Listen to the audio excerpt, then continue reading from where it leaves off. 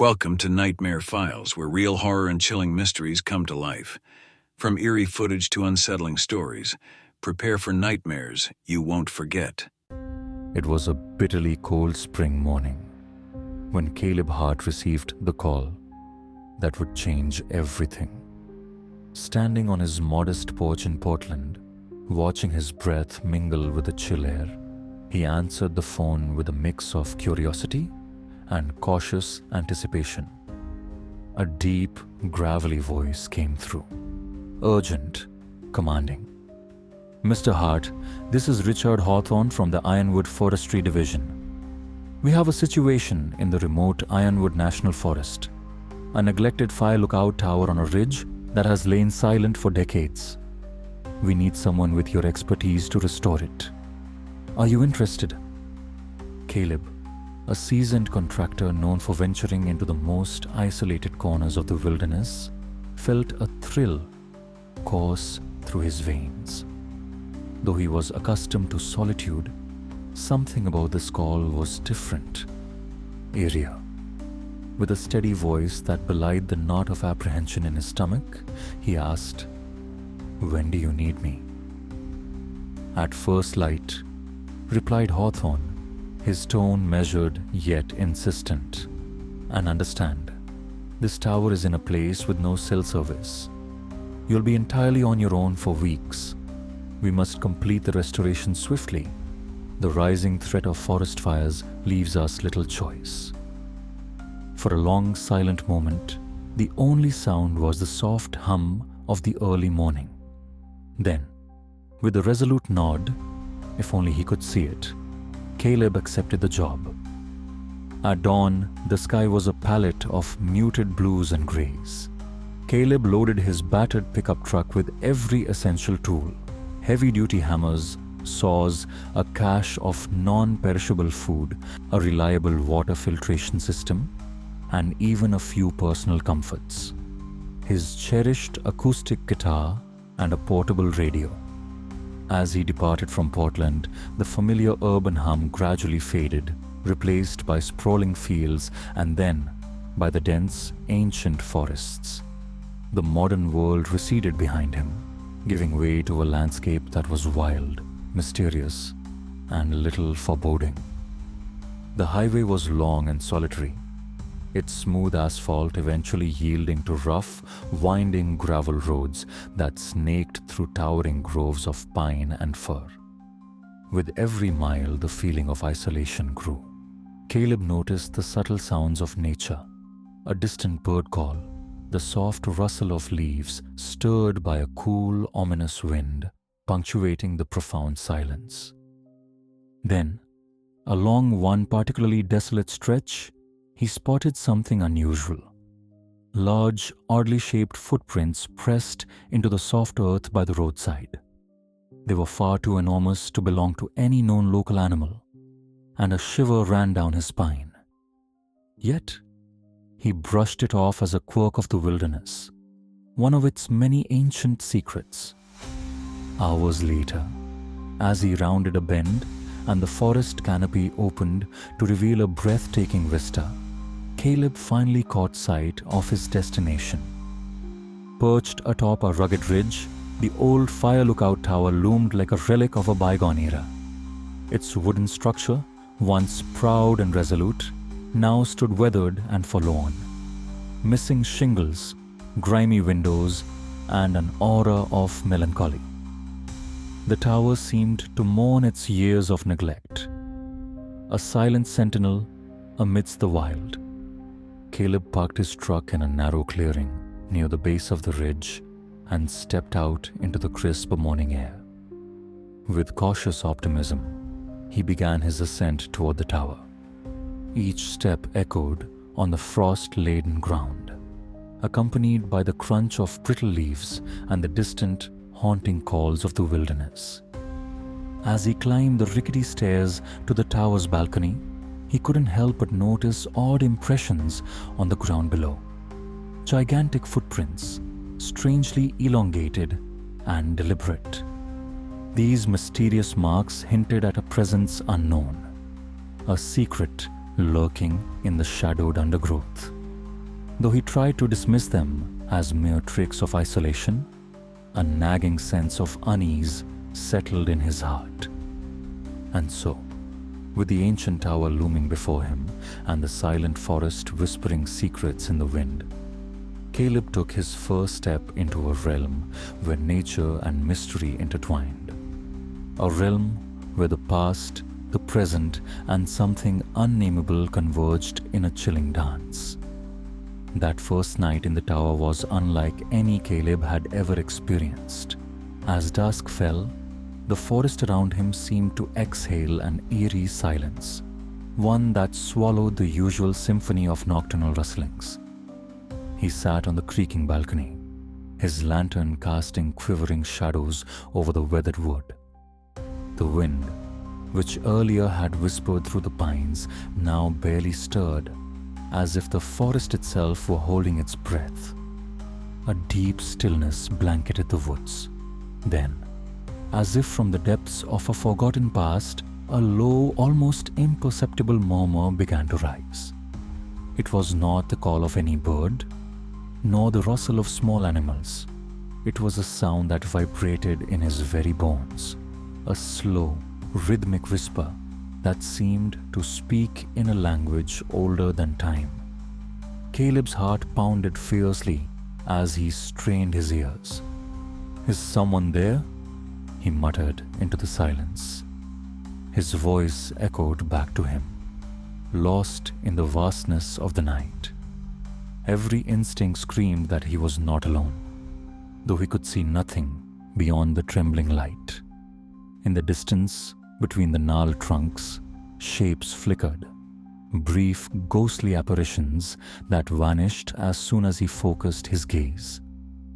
He recalled the odd footprints he had seen on his way here, the mysterious impressions that hinted at an unseen presence. Now, in the dark, those secrets seemed to stir.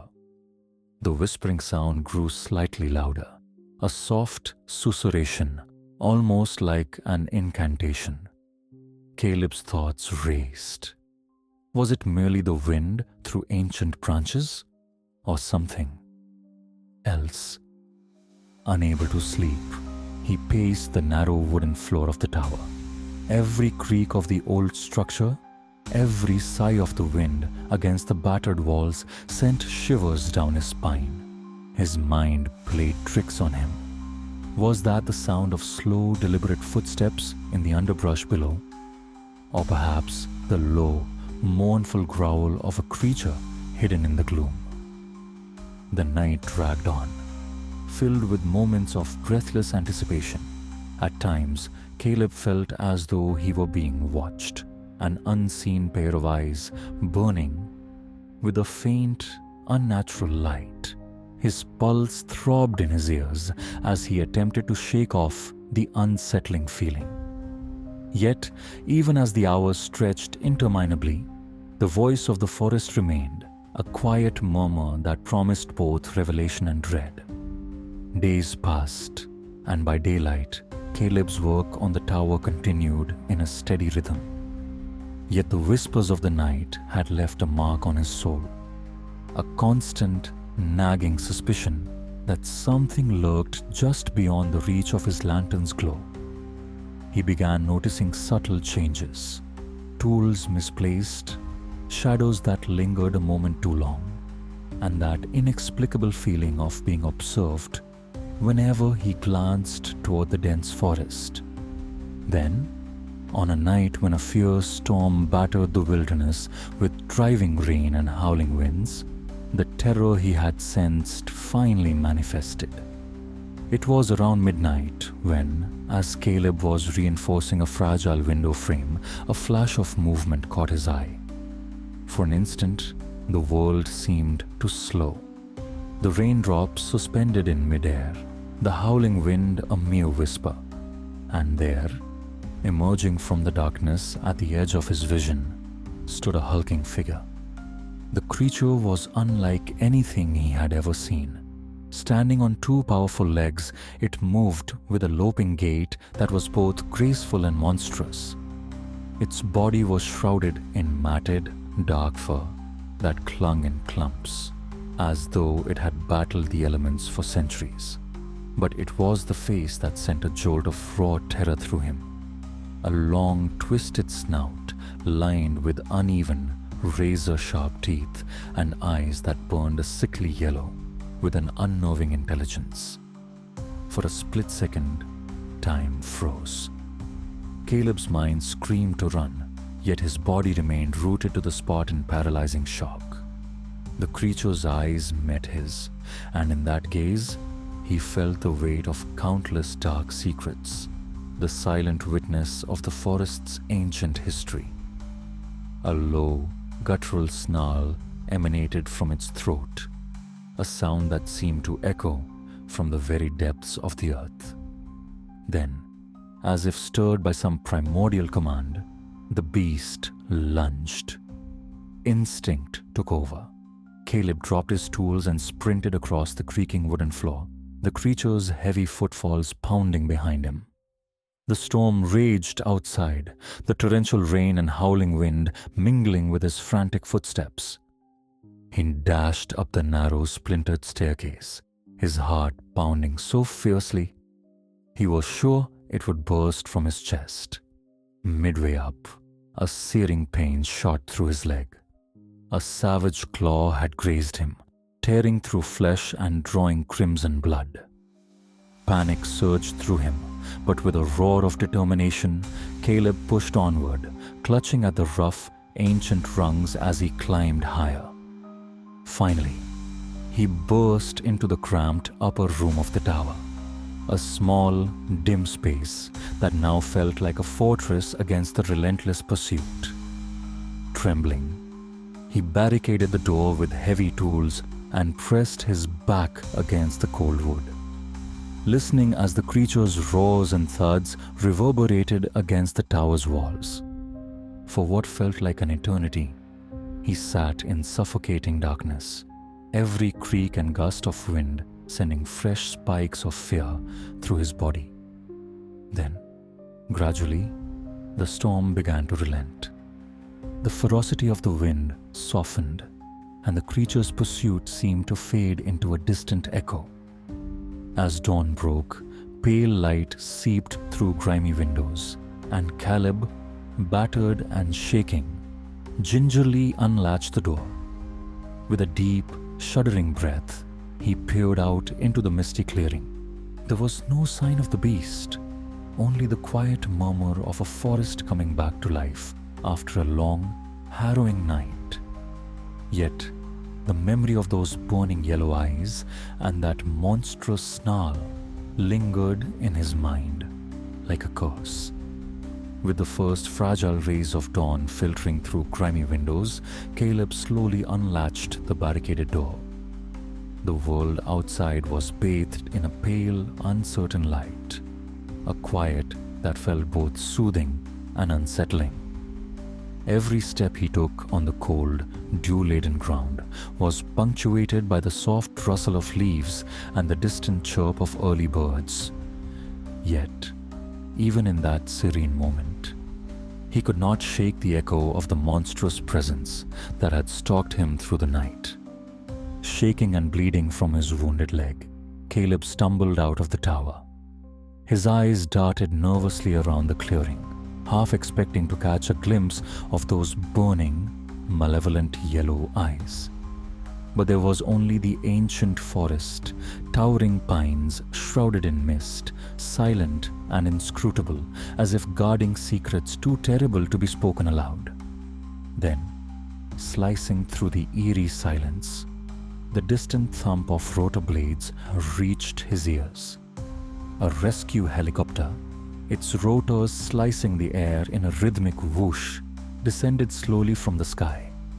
Relief surged through him, mingled with a lingering dread that refused to be exorcised. As he was gently lifted onto a stretcher, the images of that night, the relentless pursuit, the guttural snarl, the impossible gaze flashed through his mind like haunting specters. In the sterile brightness of a makeshift medical tent, nurses moved around him with calm efficiency. They wrapped his leg with careful hands and offered him sips of cool water. Yet, even amidst their soothing murmurs, Caleb could feel the Ironwood hound's presence. In his trembling hand, he clutched a torn scrap of fur, dark and matted, a tangible, inexplicable reminder that what he had encountered defied every natural law. Back in the bustle of the city, the stark contrast was almost unbearable. The urban clamor, honking cars, chattering crowds, neon lights, felt like a flimsy veneer over a world brimming with hidden terrors. Every night, as the city dimmed and shadows stretched long across his small apartment, Caleb found himself haunted. He would sit by his window, staring out into the darkness, his mind replaying that fateful night over and over. The distant howl of a stray dog, the rustling in a dark alley, even a sudden gust of wind, all seemed to whisper that something ancient and predatory still lurked just beyond the light. Sleep became a battleground. His dreams were twisted landscapes of shadowy forests and echoing growls, a relentless montage where the creature's burning eyes and monstrous snarl invaded his every rest. Morning found him drenched in sweat, his heart pounding as if trying to escape the prison of his chest. Attempts to share his experience with friends were met with dismissive laughter or pitying looks. It was just the isolation, they said. Nothing more than that. But deep within, he knew the truth. Something unspeakable had roamed those woods. Desperate for answers and validation, Caleb began scouring cryptozoology forums and old folklore accounts. There were tales, whispered legends of giant bipedal predators, of creatures that bridged the gap between beast and nightmare. Though many dismissed such stories as the product of overactive imaginations, he recognized in them the unmistakable echo of his own terror. His experience was not an isolated anomaly. It was a dark thread woven into the fabric of the wilderness, a grim warning that some secrets are best left undisturbed. Over time, the initial shock of that night gradually gave way to a grim acceptance. Caleb returned to his routine, yet the specter of the Ironwood hound never truly faded. Every time he heard a distant howl, every time a shadow seemed to move with a life of its own, his skin would crawl with an inexplicable dread. Even amidst the comforting chaos of city life, he often felt the weight of unseen eyes upon him, a reminder that some forces in nature are ancient, relentless, and beyond our understanding. There were nights when the terror was almost tangible, a heavy, suffocating weight on his chest that made it hard to breathe. In the quiet hours, as the city slept, Caleb would lie awake, listening for that deep, guttural snarl. Sometimes, just sometimes, he thought he could hear it echoing from the dark corners of his memory. It was in those moments that he resolved to write down his story, not for fame or validation, but as a solemn warning. For those who dare venture into the silent, foreboding depths of the wild, Caleb's words serve as a reminder. The line between man and monster is thinner than we imagine. The Ironwood National Forest holds secrets older than time itself, a realm where the ordinary rules of nature no longer apply, and where something ancient and hungry continues to roam. In the hushed stillness of the night, when the wind carries only whispers and shadows merged with darkness, listen carefully, for it is then you may hear the echo of a beast that will haunt your every step. Now, as Caleb sits in the dim light of his apartment, nursing a bitter cup of coffee and a heart that still trembles with unspoken fear, he writes his tale with a quiet determination. His story is not merely an account of one terrifying encounter. It is a solemn reminder that the wilderness is vast, mysterious, and not entirely benign. Some truths he has learned are too dangerous to ignore. And when you venture too far into the dark ancient woods, be prepared to face the unimaginable. For in the deep silence of those wild places, beneath the whisper of the wind and the murmur of ancient trees, something waits, something that defies explanation, that exists beyond the fragile boundaries of human understanding. And if you ever hear that bone-chilling growl in the night, remember Caleb Hart's warning: run and do not look back. A few weeks had passed since Caleb's rescue, yet the memory of that harrowing night in the Ironwood National Forest refused to fade. In the dim light of his cramped apartment, every creak of the building, every gust of wind outside his window stirred vivid recollections of the monstrous Ironwood hound, its burning yellow eyes, the guttural snarl that seemed to echo from the very depths of the earth. Late at night, when the city's relentless clamor quieted to a mere murmur, Caleb would lie awake, haunted by nightmares. In his dreams, he found himself once again standing at the decrepit tower, its wood groaning under the weight of secrets, and the silence of the forest breaking with that bone-chilling growl.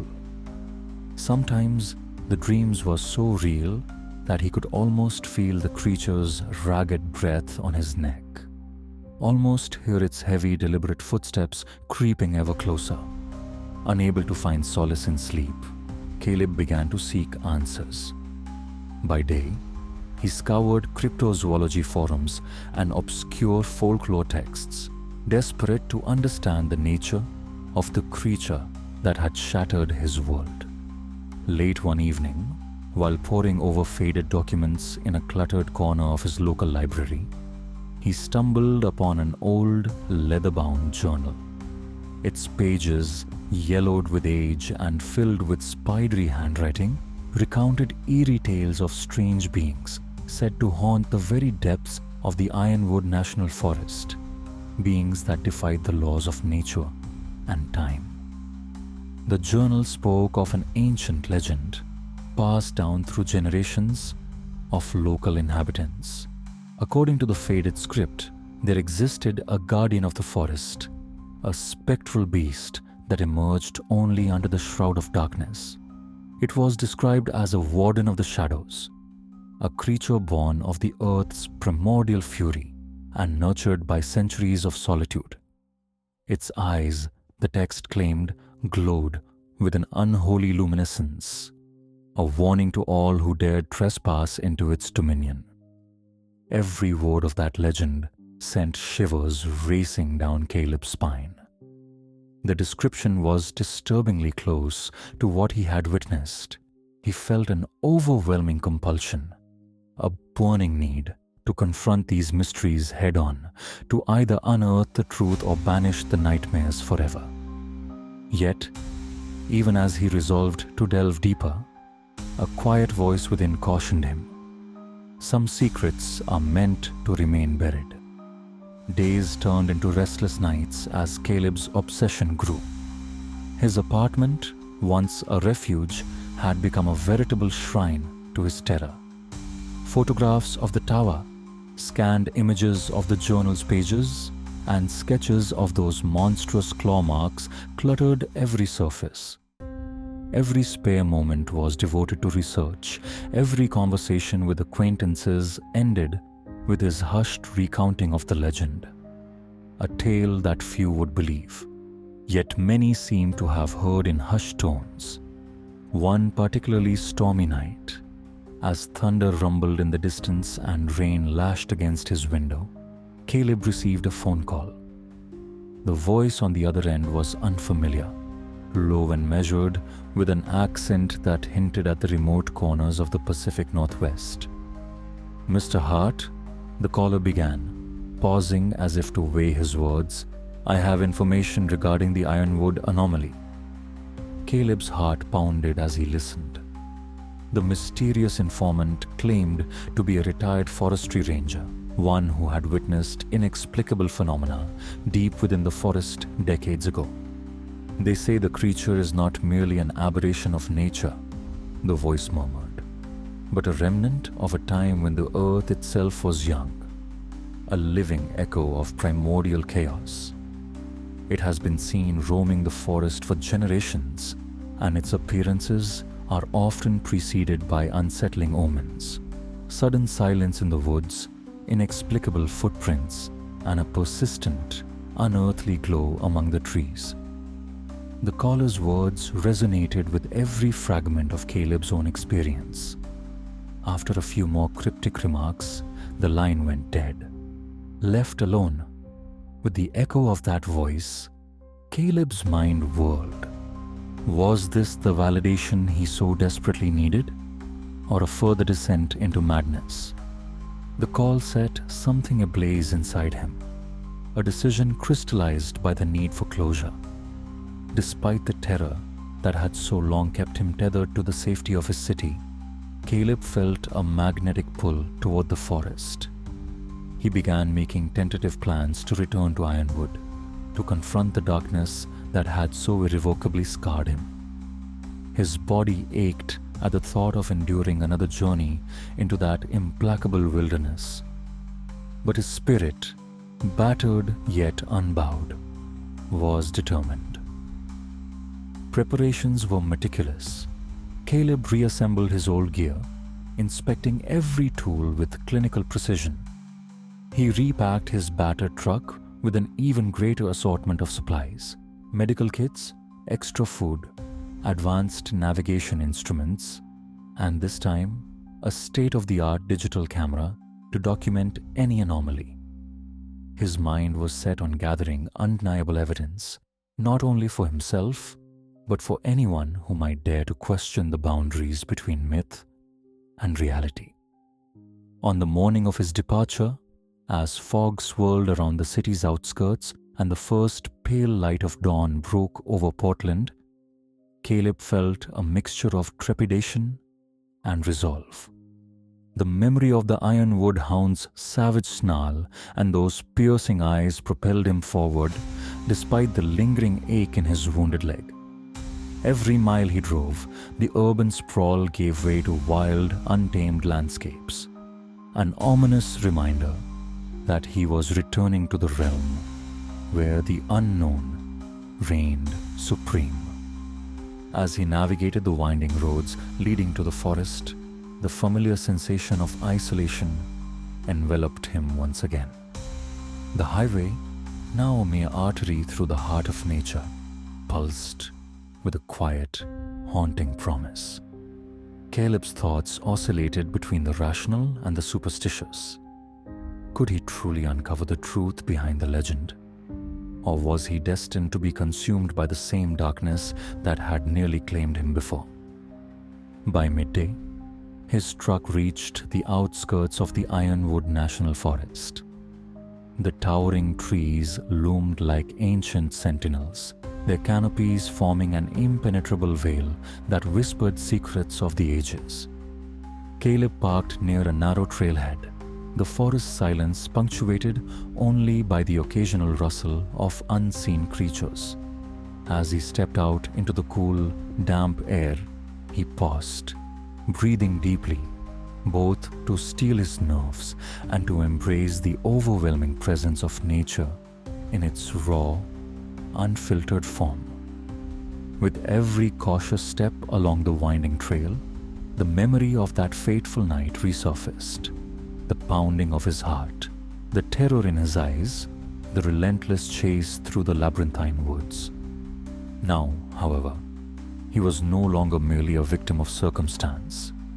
He was a seeker, armed with determination and a desperate need for answers. In the depths of the forest, where the light grew dim and the shadows deepened, Caleb couldn't help but feel that he was being drawn towards something inevitable, some long-forgotten truth waiting patiently in the darkness. The forest, ancient and inscrutable, seemed to whisper in a language older than words, urging him onward. And so, with a final resolute breath, Caleb plunged into the heart of the Ironwood National Forest, ready once more to face the primordial terror that lurked beyond the veil of the everyday world. The forest thickened around him as Caleb ventured deeper into the ancient heart of Ironwood. Every step carried him farther from the fragile safety of civilization into a realm where the very air pulsed with a primal, almost sentient energy. The once familiar path became a labyrinth of gnarled roots, moss-covered boulders and towering trees whose twisted limbs reached out like desperate hands in the dim light. With each cautious stride, the silence grew oppressive, an almost tangible shroud that muffled even the softest sounds. Yet, amid that silence, there were whispers. A distant rustle here, a subtle creak there, as if the forest itself was murmuring secrets from another age. Caleb's heart hammered in his chest. Every instinct screamed that something ancient and unfathomable was watching him from the shadows. He pressed on, driven by a desperate need for answers. Memories of that savage night, of the Ironwood hound's burning yellow eyes and guttural snarl, haunted him, urging him onward. Somewhere amid the dense undergrowth, the remnants of long-forgotten rituals lay hidden, waiting to reveal their mysteries. After what felt like hours of trudging through the dark, suffocating wood, Caleb stumbled upon a small clearing. The ground here was different, a patch of earth soft and loamy, littered with fragments of shattered stone and scattered relics. In the center stood a weathered stone structure, half swallowed by creeping ivy and the relentless march of time.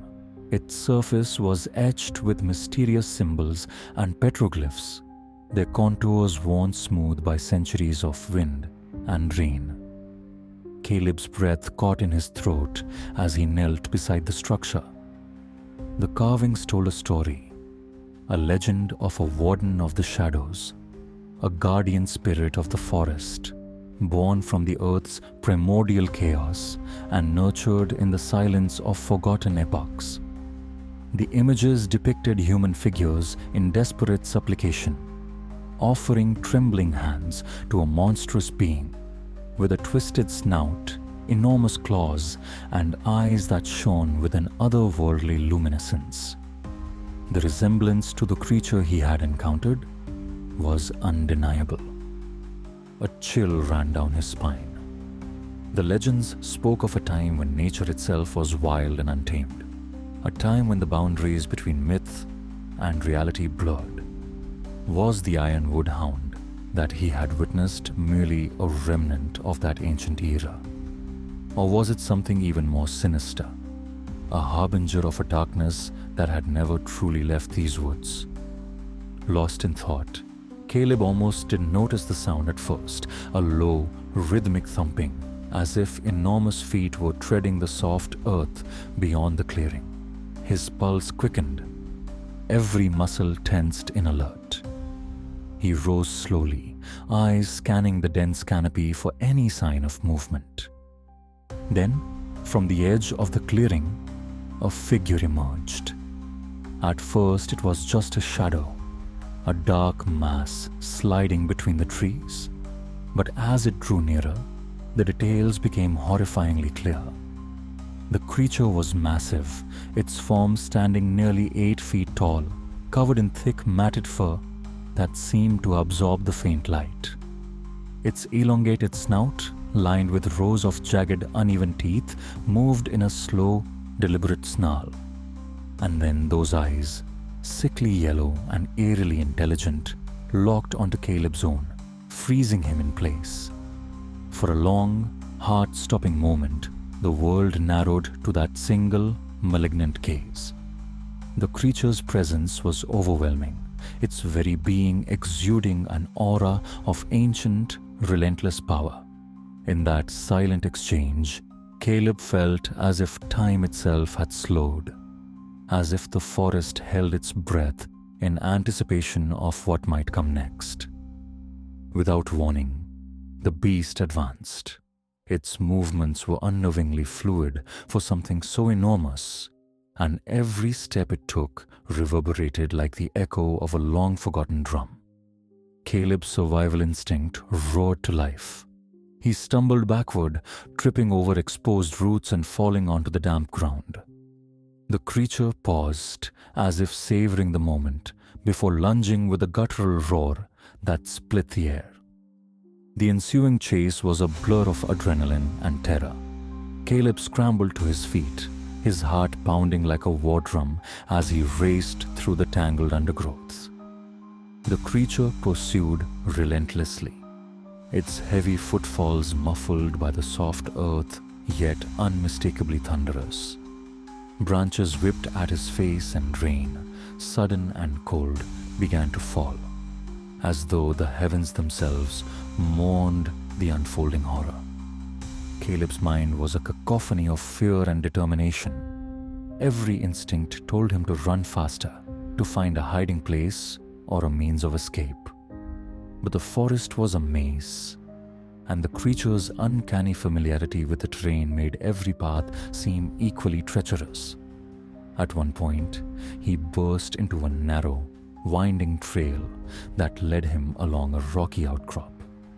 The wind howled, and the sound of the creature's pursuit grew louder, a savage symphony that spurred him on. In a desperate bid for survival, Caleb's eyes darted about until they caught sight of a narrow crevice between two massive boulders, a potential refuge. With his heart pounding in his ears, he dove into the gap, the rough stone scraping against his skin as he squeezed into the cramped space.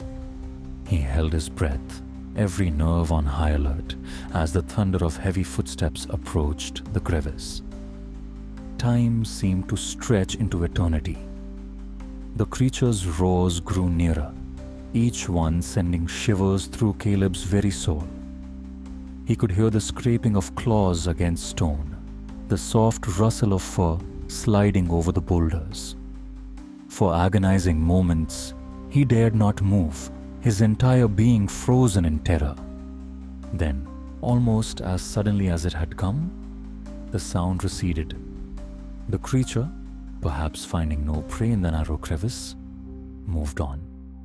Caleb waited a long while, listening intently to the echoes of the forest until he was sure that the danger had passed. With trembling limbs, he emerged from his rocky sanctuary, his body aching from the close encounter. Though the immediate threat had subsided, Caleb knew that his ordeal was far from over. The encounter had confirmed his worst fears. The Ironwood hound was real, a living embodiment of the forest's darkest legends. And as he resumed his journey, he felt a newfound urgency burning within him, a determination not only to survive, but to uncover the truth behind the creature and the ancient lore etched into the very stones of Ironwood. Determined to document every detail, Caleb reached into his battered backpack and retrieved his digital camera, a tool he had upgraded for this second venture. With shaky hands, he began photographing the mysterious petroglyphs, the disturbed earth, and the very scars the creature had left on the landscape. Every image was a desperate plea for validation, a silent testimony to the horrors he had witnessed. As dusk began to fall once more, the forest transformed. Shadows lengthened and merged into an almost impenetrable darkness. The air grew colder, and the wind carried with it a mournful whisper, a sound that seemed to mourn the passage of ancient souls. Caleb, now both hunter and chronicler, set up a small makeshift camp in a shallow clearing near the stone structure. He built a fragile fire that cast dancing, uncertain shadows against the gnarled trunks, and he listened. waiting for any sign of the creature's return. Hours later, as the flames sputtered and the firelight waned, he heard it again, a low, resonant growl echoing from deep within the forest. This time, it was closer, almost as if the creature was circling his camp, testing his resolve. Caleb's heart raced, and he fumbled with his sidearm, though a part of him knew that bullets might not be enough against such a force of nature. In the darkness, every sound was amplified. A creak, a rustle, the whisper of the wind, and each moment was a battle between hope and dread. The forest, it seemed, was alive with an ancient power, one that Caleb could neither comprehend nor control. He clutched his camera and notepad close, resolved to capture every detail, every sound, every flicker of movement that might reveal the truth behind the legend. Then, as if drawn by some inexorable force, the shadows began to shift. A pair of luminous eyes, those same sickly yellow orbs that had haunted him before, appeared at the edge of the camp. The creature emerged slowly, its massive form silhouetted against the starless sky. This time, there was no hesitation. The Ironwood hound advanced deliberately, its gaze fixed on Caleb, as if seeking a silent communion. A profound, almost hypnotic silence fell over the clearing. In that moment, time itself seemed to halt. Caleb's mind raced with conflicting emotions, terror, awe, and an inexplicable longing to understand. The creature stopped a few feet away, its heavy breaths mingling with the crackle of the dying fire. For what felt like an eternity, man and beast stood face to face in a silent standoff that transcended words. Then, in a voice that was not entirely animal nor human, the creature spoke, its sound a low, resonant rumble that vibrated in Caleb's very bones. "You seek the truth," it intoned, each word laden with an ancient sorrow. "But be warned. Some secrets are bound in darkness, and the price of knowledge is often paid in fear." Caleb's breath caught in his throat. The words, though few, carried the weight of millennia. In that eerie communion, he realized that the creature was not merely a mindless beast. It was a guardian of a primordial mystery, a sentinel of the deep, unfathomable truths of the forest. The revelation shook him to his core. Yet, despite the dread, a part of him felt an overwhelming need to know more, to peer beyond the veil of myth and into the hidden history of Ironwood. Summoning every ounce of courage, Caleb took a tentative step forward. "Who are you?" he managed to whisper, his voice barely audible above the pounding of his heart. The creature tilted its head, and in its gaze Caleb saw the reflection of countless ages. "I am the echo of a forgotten time," it replied slowly, as if each word was measured against the weight of eternity. "I am both curse and keeper, born of earth and shadow, bound to this forest since the world was young. You, Caleb Hart, have been chosen to witness the truth of what lies beneath the surface of your reality." The fire flickered wildly, casting trembling light on their faces. Caleb's mind swirled with a maelstrom of emotions, horror, wonder, and a deep, unyielding resolve. He knew that his life had irrevocably changed, that his journey was no longer one of mere survival, but of revelation. In that charged moment, he realized that he was no longer just an observer. He was now an integral part of a narrative that spanned beyond his own mortal existence. The creature slowly turned, beckoning him with a deliberate motion of its massive head. "Follow," it said, in a voice that resonated like the echo of a lost world. "Learn what has been hidden. Embrace the darkness, for within it lies the light of understanding. With trembling hands and a heart both heavy and resolute, Caleb rose from his seat. The fire's dying embers cast a final, fleeting glow over the clearing as he stepped forward. Every instinct urged him to flee, to run far from the spectral presence of the guardian. Yet the lure of forbidden knowledge was irresistible. In that moment, he made a choice to confront the abyss, to unearth the secrets that had haunted him since that first terrifying encounter. He followed the creature as it led him away from his campsite, deeper into the forest's ancient embrace. The path became a winding tunnel of darkness and faint luminescence, where the only guide was the soft glow of bioluminescent fungi and the ethereal shimmer of distant starlight filtering through the dense canopy. Every step seemed to dissolve the boundary between reality and legend, as if the forest itself was dissolving the barriers of time.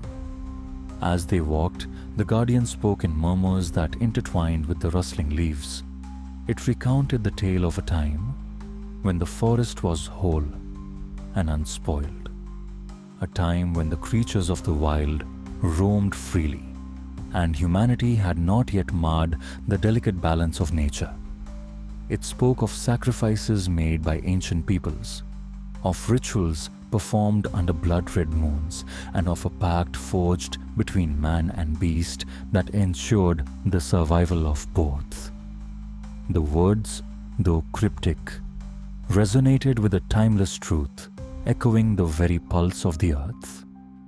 Caleb listened in rapt silence, his earlier terror gradually giving way to a solemn curiosity. With each step, he felt the pull of an ancient history, a legacy etched into the bones of the forest itself. The creature's presence was a living testament to that forgotten era, a guardian not merely of secrets, but of a balance that had long since been disturbed by the encroachment of modernity. Eventually, they reached a vast clearing where the forest opened up to reveal an ancient stone altar, overgrown with vines and illuminated by the soft light of the moon. Surrounding the altar were numerous petroglyphs, intricate carvings that told stories of celestial events, of gods and monsters, and of a dark power that dwelt beneath the earth.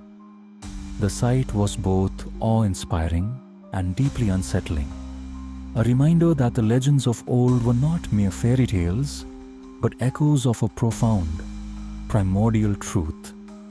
Caleb approached the altar slowly, his footsteps echoing in the hushed stillness.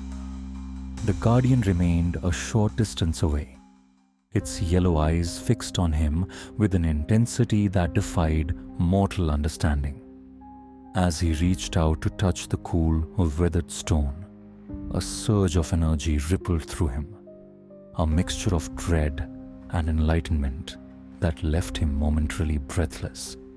In that charged moment, he realized that his journey had come full circle.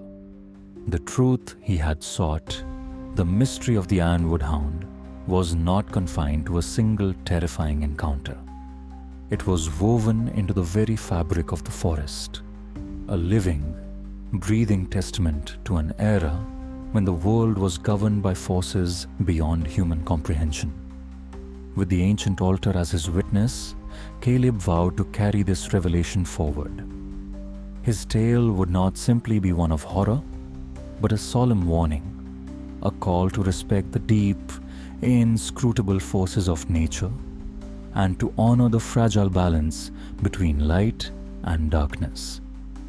Under the silent gaze of the guardian, as the night deepened and the forest whispered its timeless secrets, Caleb Hart stepped into the unknown. And as he did, the Ironwood National Forest seemed to exhale a long-held breath, welcoming him into its eternal embrace, an embrace that was as terrifying as it was transformative. Under the ghostly luminescence of a crescent moon, Caleb trudged deeper into the labyrinthine heart of the Ironwood National Forest. The guardian's words, "Follow, learn what has been hidden," echoed in his mind like a mournful dirge, reverberating through the silent ancient trees. Every step he took felt heavy with destiny, as though the very ground beneath him was laden with secrets older than time. The forest around him was a shifting tapestry of shadows and pale light. Gnarled branches, intertwined like the fingers of long-forgotten giants, formed a natural arch overhead, while beneath his boots, the soft earth and scattered leaves whispered of lost eras. The deeper Caleb went, the more the familiar boundaries of reality began to blur. What was once a simple wilderness now appeared as a living, breathing entity, intent on sharing its primordial truths with him. He recalled the cryptic message of the Guardian, a creature both terrifying and wise, whose yellow eyes held the sorrow of countless ages. That spectral being had spoken of an ancient covenant, a pact forged in the crucible of nature's raw fury and sustained by the relentless passage of time.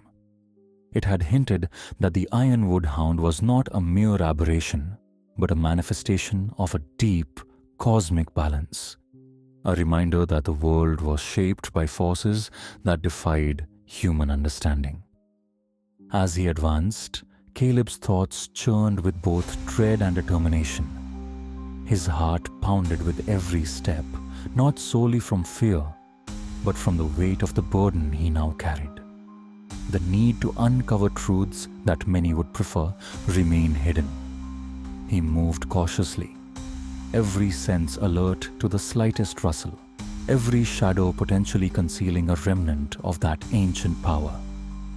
After hours of navigating narrow, winding trails and dodging protruding roots that threatened to trip him, Caleb came upon a vast, moonlit clearing. Here, the forest opened up into a silent amphitheater of nature. In the center of the clearing stood a ruined stone temple, its moss-covered walls crumbling yet regal, a relic of a civilization that had long since vanished into legend. The structure was adorned with faded carvings and symbols that pulsed with a mysterious energy under the moon's glow. Caleb's breath caught in his throat as he approached the temple. He could see, in the delicate etchings on the stone, depictions of towering beasts, ritualistic dances, and figures in prayerful supplication. There were scenes of sacrifice, of offerings made under blood-red moons, and of a mighty creature that seemed to command both reverence and terror. The imagery was disturbingly reminiscent of what he had encountered. A creature with an elongated snout, massive claws, and eyes that burned with an unearthly light. He knelt before the ancient altar at the temple's heart, running his fingers over the worn stone. The cold, rough surface was inscribed with stories, a history of a time when man and nature had been inexorably intertwined. As he examined the carvings, a surge of inexplicable energy coursed through him, stirring memories and emotions he could scarcely name. It was as if the temple itself were trying to communicate, to reveal a fragment of the deep, hidden lore of the forest. A sudden, low rumble broke the stillness, a sound that seemed to originate from deep within the earth. Caleb's eyes snapped upward and he realized he was not alone. Emerging from the darkness at the edge of the clearing was a procession of shapes, more of the creatures he had glimpsed in his nightmares. They moved silently at first, like phantoms in the periphery of vision, their forms shifting between tangible and spectral. These were not merely the Ironwood Hound. They were an entire host of beings, ancient guardians of a sacred covenant. In that moment, the forest's whispers grew louder, as if an age-old chorus was rising in unison with his pounding heart. The air seemed to vibrate with a palpable tension, a convergence of past and present, myth and reality.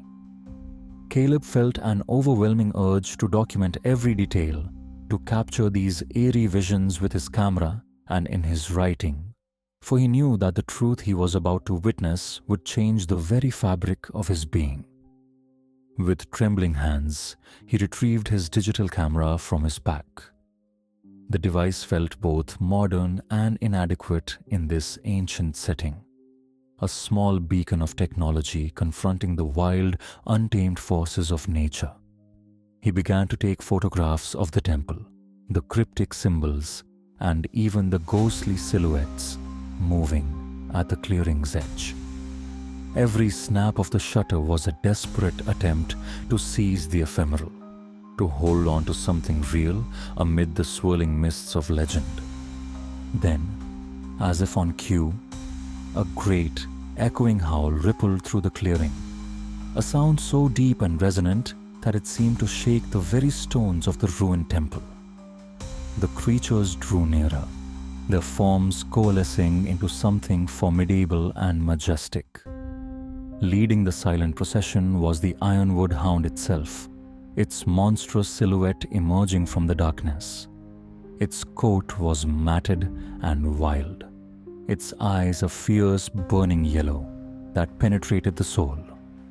The beast moved with an otherworldly grace, each step measured and deliberate, as if it were both sentinel and herald of a fate long foretold.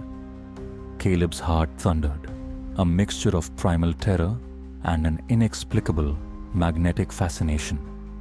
In that charged atmosphere, the creature halted a few feet away from him. The clearing seemed to hold its breath. The only sound was the rhythmic beating of Caleb's heart and the soft rustling of leaves. For a long, excruciating moment, man and beast regarded one another in a silent communion that transcended words. Then, in a voice that resonated with the gravity of forgotten centuries, the Ironwood hound spoke. Its voice was a low, rumbling timbre, a blend of growl and whisper that seemed to emanate from deep within the earth itself. "You have come seeking the truth," it intoned, each syllable laden with sorrow and inevitability. "Know that this forest, ancient and unyielding, holds secrets beyond the ken of mortal men. To learn is to be forever changed, and to understand is to accept the darkness that lies within." Caleb felt as though the very ground trembled with the weight of those words. He knew, with a clarity that defied logic, that his journey had led him to a crossroads, a point where the ordinary world and the realm of myth converged. His life, once defined by routine and rationality, now pulsed with the raw, unpredictable energy of ancient law. The creature continued, its voice softer now, as though sharing a deeply personal lament. "Long have I guarded these woods, a sentinel of a covenant forged in the twilight of creation.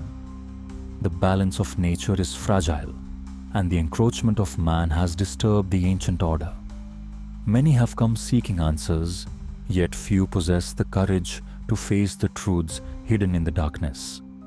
You, Caleb Hart, have been chosen to witness this legacy, not as a victim, but as a keeper of knowledge."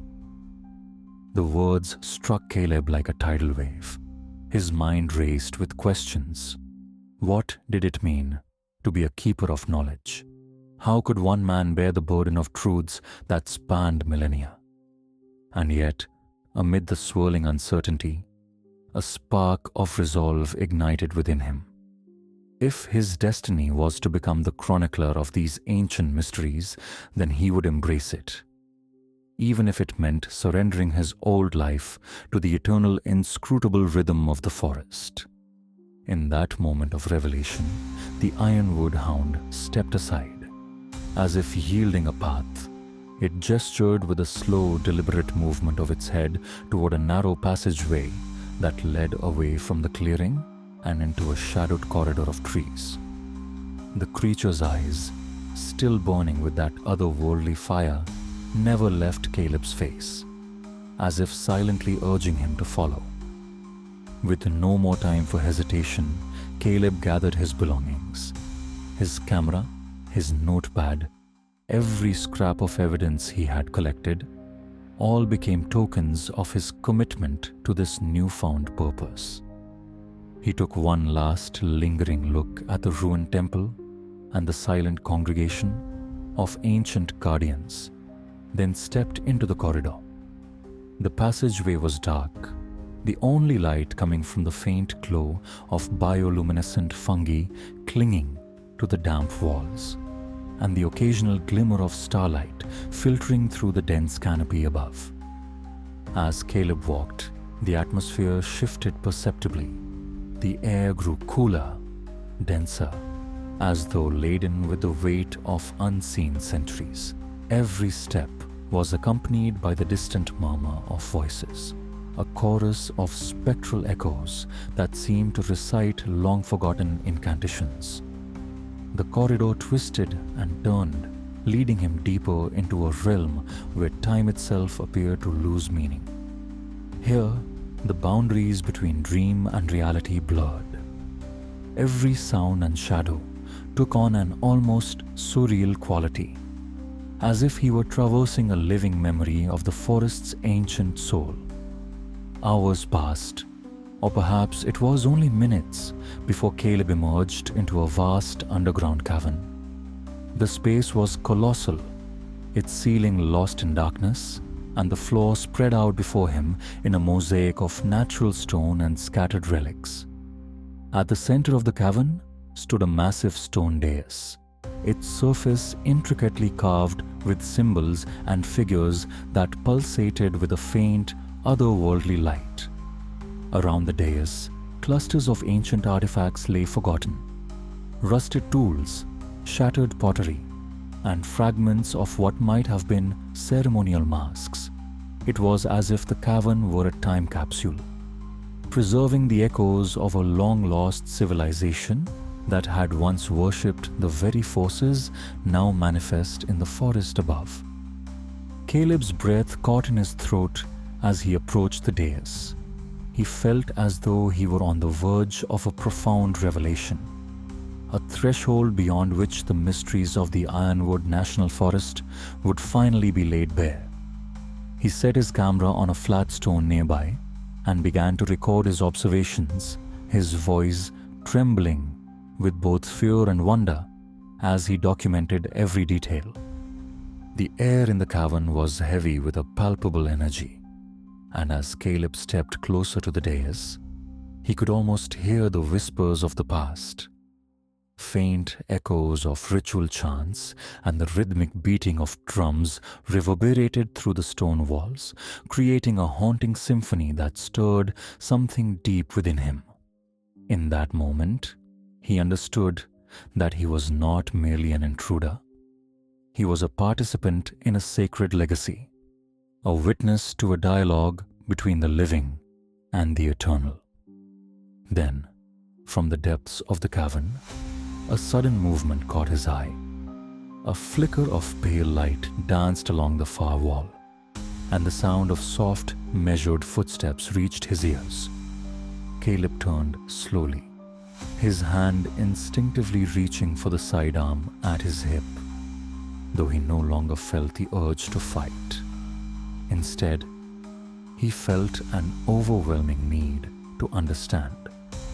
Emerging from the shadows was a figure, a spectral presence draped in robes that seemed woven from the night itself. Its face was obscured by a hood, but a pair of eyes glowed softly beneath the shadow, radiating both wisdom and sorrow. The figure moved gracefully toward the dais, and as it drew near, the faint sound of its voice joined the chorus of ancient murmurs. "Welcome, Keeper of Secrets," the figure intoned in a voice that was both tender and commanding. "You have journeyed far, and the forest has marked you. What you seek lies beyond the veil of mortal understanding." Caleb's heart pounded as he struggled to find his voice. "Who are you?" he managed to ask, his tone barely a whisper.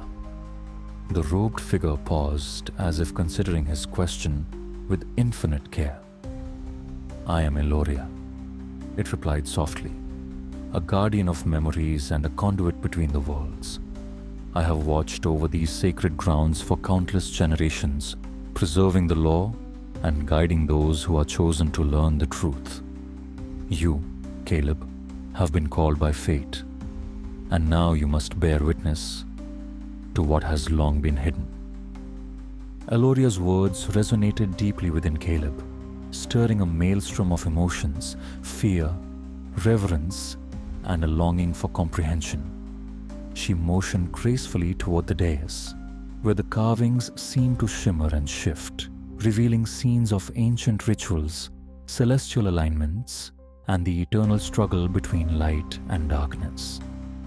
"These symbols," she explained, "are the legacy of a people who understood that the natural world is not merely a backdrop to human existence, but a living force, a tapestry of life, death, and rebirth.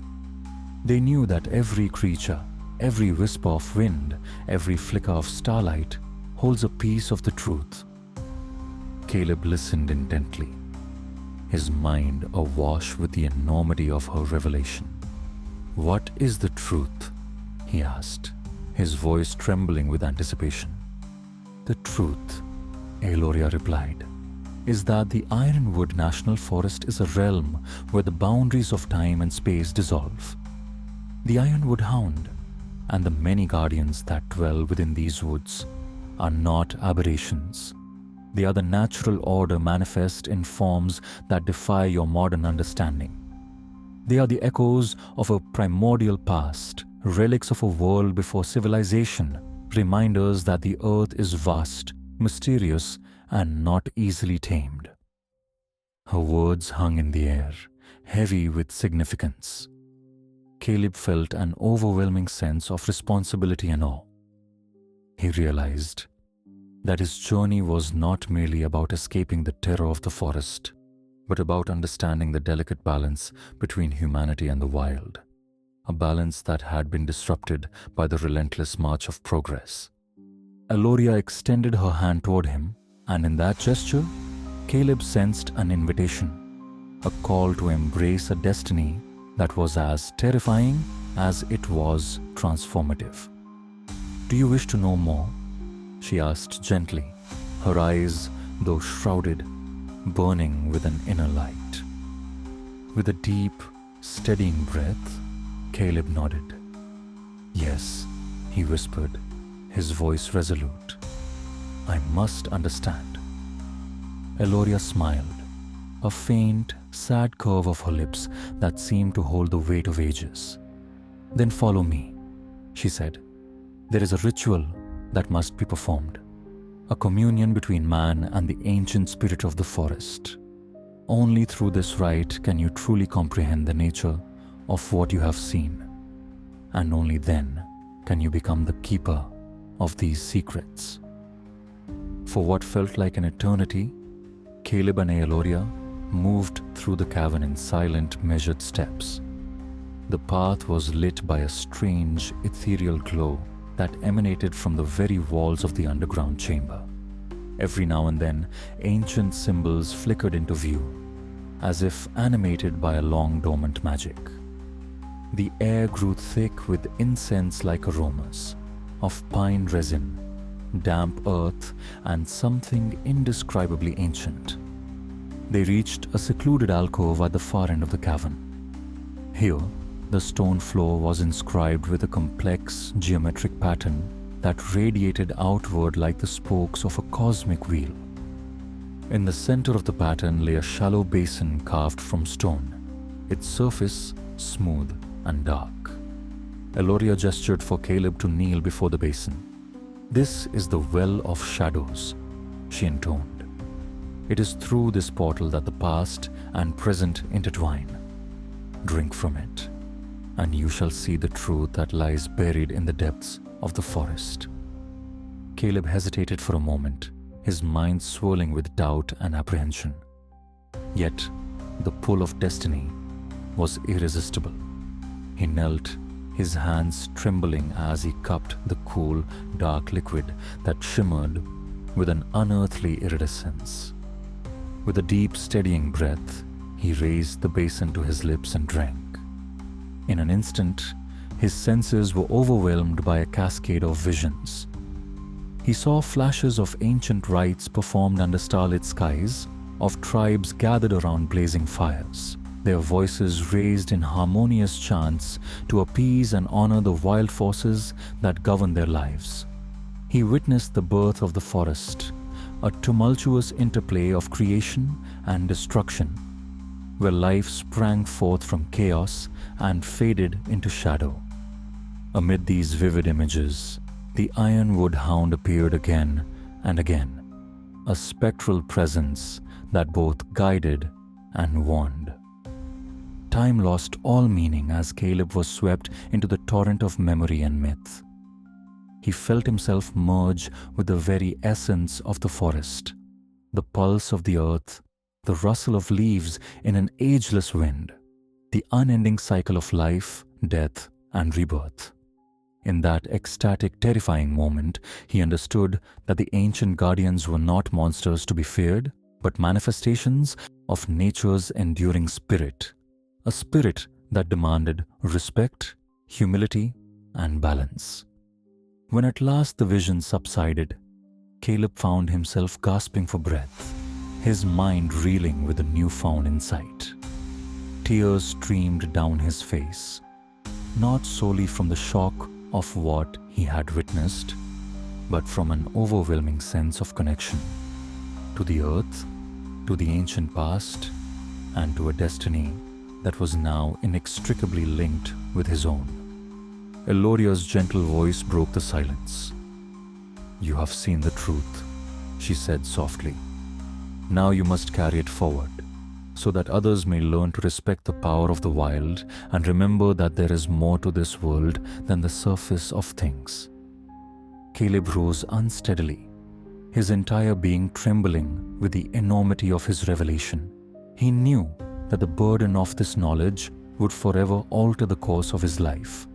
Yet, in that moment, he also felt a profound clarity, a sense of purpose that transcended his previous fears.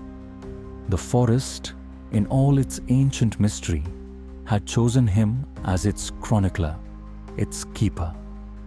For hours thereafter, under the watchful gaze of Eloria and the silent echoes of the cavern, Caleb recorded every detail of his experience. He scribbled notes with frantic urgency, capturing the fragments of the ancient language of the forest, the symbols that glowed faintly in the dim light, and the emotions that swelled within him. A cocktail of terror, wonder, and an indescribable reverence. When the first light of dawn began to seep through a narrow opening in the cavern ceiling, Eloria guided him back along the winding path. The journey out of the underground realm was quieter, as though the forest itself were offering a moment of respite after the catharsis of the ritual. Outside, the world had shifted subtly. The air was crisper, the mist hung lower, and every sound seemed amplified by the weight of revelation.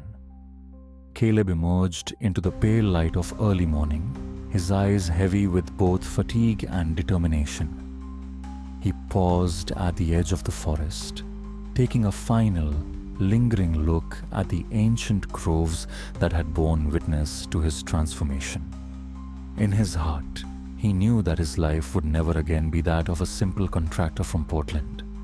Instead, he had become something else, a keeper of secrets, a chronicler of the deep, unfathomable truths of nature.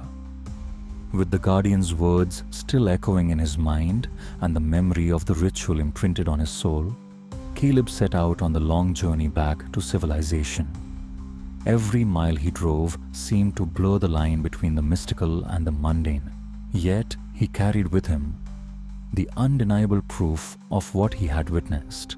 His camera was filled with images that defied conventional explanation, and his notepad overflowed with cryptic observations and ancient lore.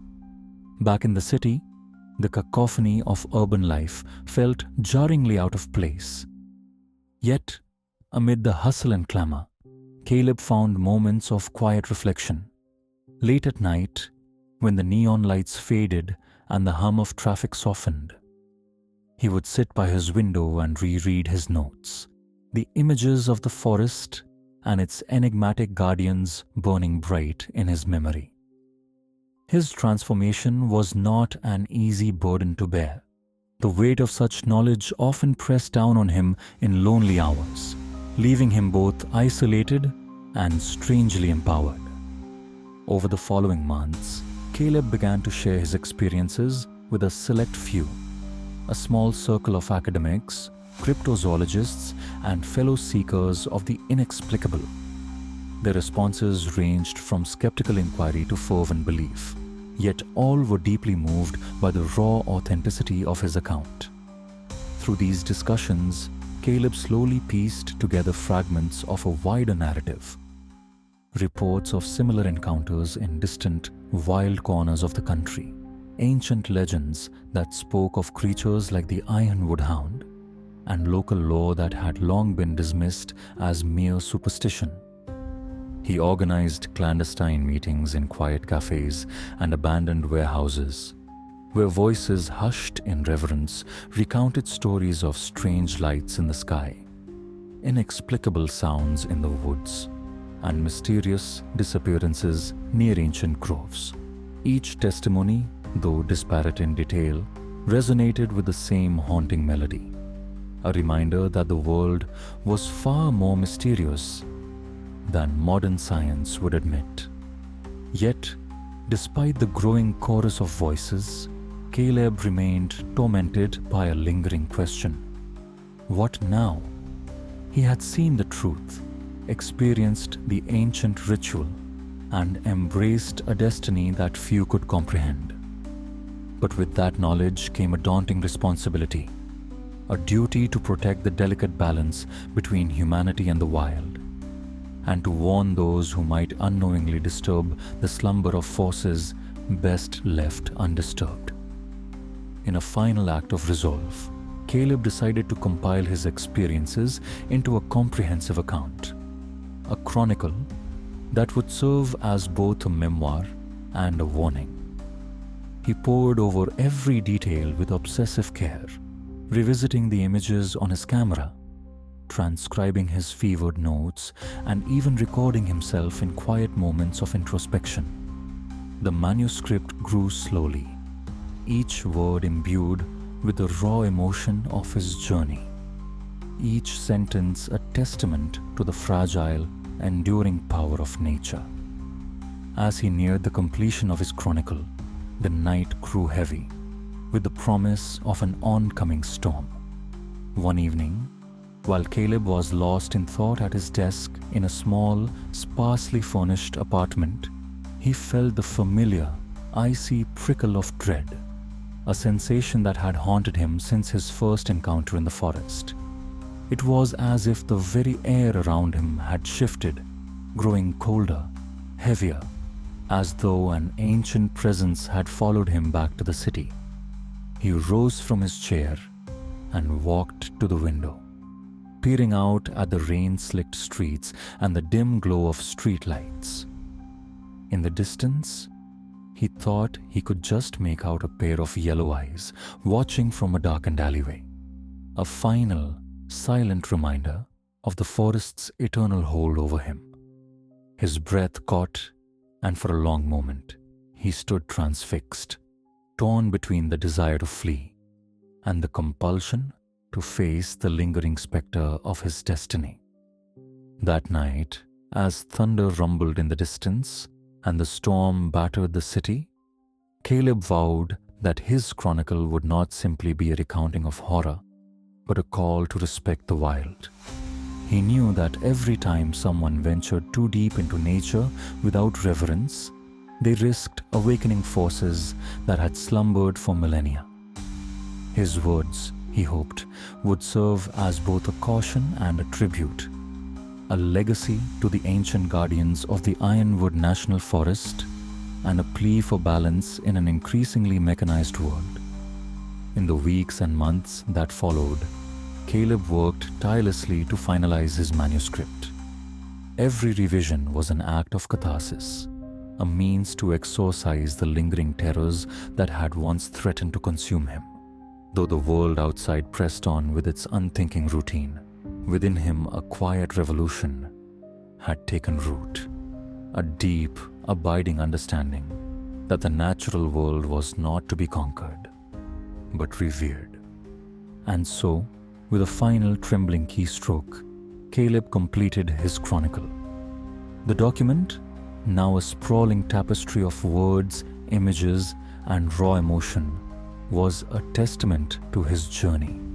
A journey that began with a simple call on a bitterly cold spring morning and led him into the very heart of ancient mystery.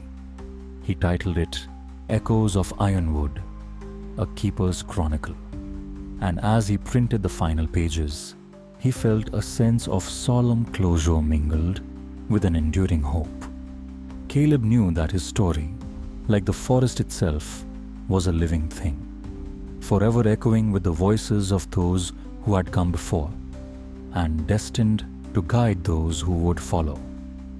It was a reminder that beneath the veneer of modernity lay a world of wild, untamed beauty and danger, a realm where the boundaries between myth and reality were as fluid as the wind through the ancient pines.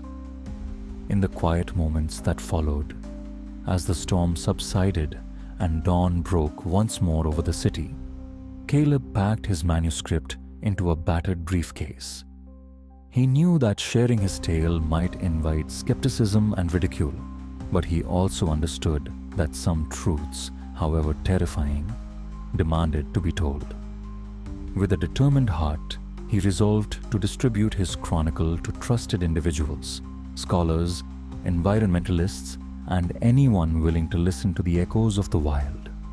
The final day of his journey arrived in a flurry of mixed emotions. As he stepped out of his apartment, the city seemed to pulse with a new, subdued rhythm, as if aware of the ancient secret that one of its own now carried. The sky was clear, and the first rays of sunlight painted the urban skyline with hues of gold and crimson. Yet, amid the ordinary beauty of the morning, Caleb's mind remained fixated on the forest, on the ancient, relentless power that had reshaped his very soul. He walked to the small, independent bookstore, where he had arranged to meet a trusted editor, a kindred spirit with a passion for the mysterious and the unexplained. Over steaming cups of coffee, they discussed the manuscript at length. The editor's eyes widened as she read passages describing the spectral procession, the ritual at the Well of Shadows, and the uncanny communion with Iloria. Though skeptical of some details, she could not deny the raw, unfiltered emotion in Caleb's words, nor the chilling authenticity that seemed to leap off every page. "Your story is unlike anything I've ever read," she said quietly, her voice trembling with both excitement and apprehension. "It's as if you've bared your soul, and in doing so, you've captured something that most would consider too dangerous to speak of." Caleb nodded slowly, feeling the weight of her words. "I wasn't sure if I would ever be able to explain it, what I witnessed in the forest. But now I know that the truth, no matter how terrifying, must be shared. Not to incite fear, but to remind us all of the fragile balance between our world and the wild." Their conversation stretched into the afternoon, a quiet symphony of shared understanding and lingering dread. When it was time to part, the editor promised to help circulate the manuscript among like-minded circles, those who respected the mysteries of nature and recognized that some secrets were woven into the very fabric of existence. That evening, as Caleb walked home under a starlit sky, the city's lights casting long, wavering shadows on the pavement, he felt a bittersweet mixture of relief and sorrow. He had finally completed his journey, had faced the ancient guardians, and emerged transformed. Yet, he knew that the forest would always call to him, that its whispers would forever echo in the recesses of his mind. He paused at the corner of a quiet street, gazing up at the sky, where countless stars shimmered like distant beacons of hope and warning.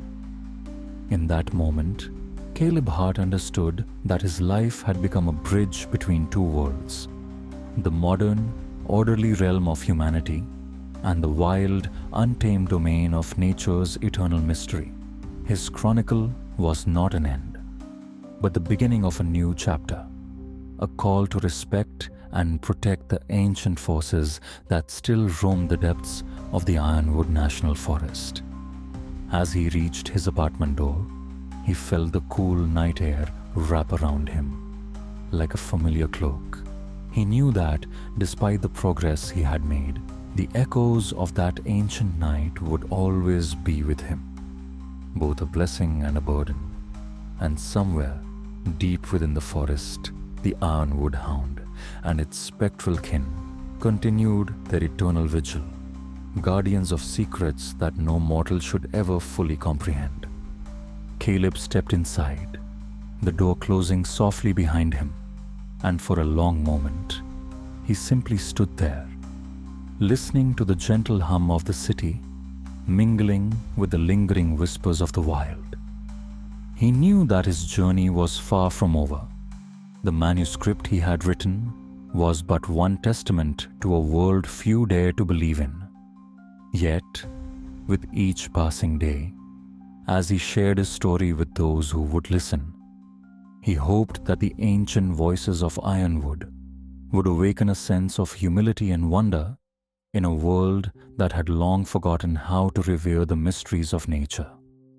In that quiet solitude, as dawn's light began to filter through his window, Caleb made a silent promise to himself to remain ever watchful, to guard the fragile balance between the human and the wild, and to honor the eternal legacy of the forest, for he had learned that the truth, no matter how unsettling, was a beacon, a light to guide those willing to look beyond the veneer of modernity and to embrace the profound, untamed beauty of the natural world. And so, with his manuscript safely in hand and the weight of ancient secrets etched into his heart, Caleb Hart embraced his destiny. His voice, though once quiet and uncertain, now resonated with the power of a man transformed, a keeper of echoes, a chronicler of shadows, and a living testament to the eternal dance between light and darkness. Caleb Hart stood at the threshold between two worlds.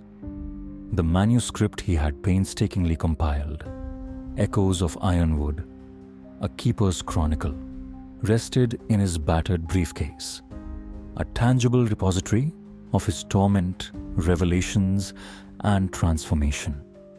Though the urban sprawl of Portland now lay behind him, its clamor and routine seemed an alien contrast to the ineffable pulse of the wild. Every time he recalled the spectral communion with Iloria, every time the memory of the Ironwood hound's burning yellow eyes crept into his thoughts, he felt the weight of ancient secrets pressing upon his soul. In the days following his return from the cavern, and after his long, soul-wrenching confrontation with the guardians of the forest, Caleb's life became a tapestry woven from two distinct threads, one of modern routine and the other of an ever-present primordial mystery. He began sharing his chronicle with a small circle of trusted scholars, environmentalists, and fellow seekers who, despite skepticism from the wider public, recognized the gravity of his account. Late-night discussions in dimly lit cafes and hushed gatherings in abandoned warehouses gradually revealed a network of voices. Whispers of strange encounters in remote forests, reports of inexplicable lights dancing on treetops, and ancient legends that had long been dismissed as mere folklore. In these conversations, Caleb found a bittersweet camaraderie, a shared acknowledgement that the natural world still harbored enigmas beyond the reach of conventional science. Yet even as these discussions offered him solace, a restless urgency began to swell within him. The chronicle, as complete as it seemed, was but one chapter in a much grander narrative. The forest, with its dark, unyielding depths and its silent, watchful guardians, continued to call him. Its voice, both seductive and forbidding, echoed in his dreams and in the quiet moments of dawn when the city still slumbered. He knew that the mysteries of Ironwood were far from resolved, and that the ancient covenant between nature and those who dared to respect its power demanded a final reckoning. One chilly autumn evening, as rain pattered softly against his apartment window and neon reflections danced on wet pavement, Caleb felt the familiar prickling of dread, a sensation that had haunted him since that fateful night in the forest. The storm outside was a mirror for the turmoil inside him, a chaotic symphony of nature's power that seemed to whisper of unfinished business. Unable to quell the rising anxiety, he decided he must return to Ironwood one last time, to confront the lingering darkness and to find closure to the journey that had forever altered him. Without delay, Caleb began preparing for his final expedition. He revisited his old gear with meticulous care, inspecting every tool, ensuring his advanced digital camera, navigation instruments, and emergency beacons were in perfect order.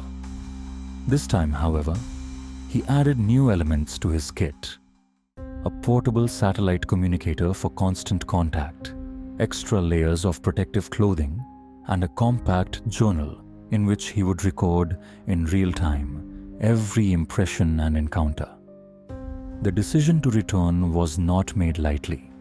It was born of an irresistible need to reconcile the terror of the past with the hope for understanding.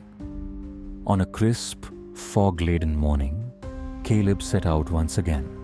The drive from Portland to the outskirts of the Ironwood National Forest was long and solitary, the highway stretching like a dark ribbon beneath an overcast sky. As he left behind the familiar chaos of the city, a heavy silence descended over him. A silence that was both a comfort and a warning. The landscape gradually transformed. Urban sprawl gave way to rolling hills, which in turn yielded to dense, ancient woodlands where every tree seemed to whisper forgotten secrets. The journey felt different this time. The isolation, which had once filled Caleb with both excitement and trepidation, now resonated with a somber inevitability. He recalled the spectral procession he had witnessed in the cavern, the ritual at the Well of Shadows, and the solemn words of Eloria, the guardian who had bridged the gap between mortal and myth. That ancient figure had urged him to learn what has been hidden and to become a keeper of secrets, a role that Caleb now accepted with both fear and fierce determination. After hours of driving along winding, gravelly roads, Caleb finally reached the forest's edge. The Ironwood National Forest loomed before him like a living cathedral, its towering pines and firs forming a vaulted canopy that obscured the sky. The air was thick with the scent of damp earth and resin, and a palpable energy seemed to vibrate through the ground. Parking his truck at a small, worn trailhead, Caleb stepped out and paused for a moment, absorbing the profound silence that enveloped the wilderness. He began his trek along a narrow, overgrown path, his footsteps muffled by a carpet of pine needles and soft moss. The deeper he ventured, the more the forest seemed to come alive with its own ancient rhythm, a slow, deliberate pulse that echoed the beat of his heart.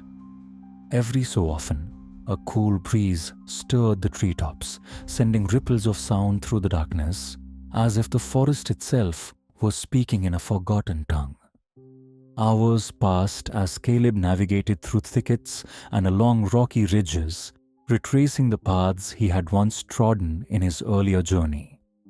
The memories of the previous expedition flooded back. The ominous footprints, the spectral procession at the ruined temple, and that moment of silent communion with the Ironwood hound. Yet now he felt more prepared, more attuned to the subtle cues of the wild. His every sense was heightened. Every rustle of leaves or distant cry, a potential harbinger of revelation or danger. At dusk, when the fading light turned the forest into a realm of deep shadows and muted colors, Caleb arrived at a familiar clearing, the one where, during his previous journey, he had encountered the ancient stone temple and the petroglyphs that spoke of lost rituals. Now, however, the clearing seemed even more charged with an otherworldly presence. The stone structure, half swallowed by creeping ivy and thyme, stood silent and resolute as ever. Its weathered carvings glowed faintly in the twilight, hinting at the mysteries contained within. Caleb set up a temporary camp near the temple. As darkness fell, he built a small, carefully tended fire, its flickering light casting dancing shadows against the ancient stone.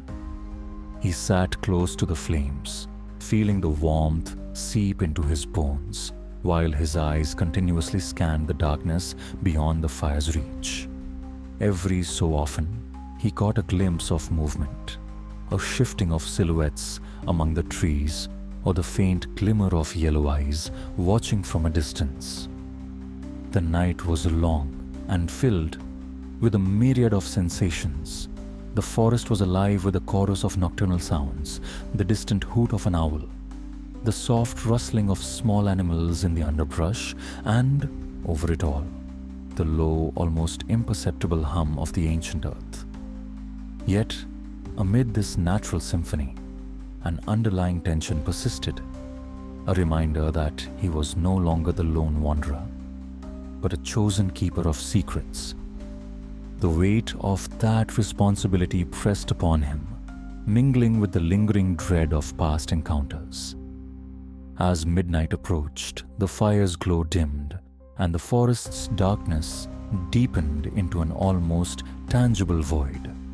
It was then that Caleb heard it, a sound that froze him in his seat. At first it was a distant, mournful howl, so low and resonant that it seemed to emanate from the very core of the earth. Then, gradually, the sound grew louder, more insistent, a chorus of eerie, overlapping growls that reverberated through the clearing like a macabre symphony. Caleb's pulse raced as he fumbled for his sidearm, though his trembling hands betrayed both his fear and his determination. The voices of the forest, as if summoned by the storm of his own emotions, rose in a crescendo. Out of the darkness, shapes began to materialize, ghostly forms that moved silently among the trees, the outlines blurred by the shifting light of the dying fire. The spectral procession that had haunted him before now seemed to have returned. Each figure, an echo of ancient guardians bound to the forest. Then, emerging from the darkness at the very edge of the clearing, the Ironwood hound appeared once more.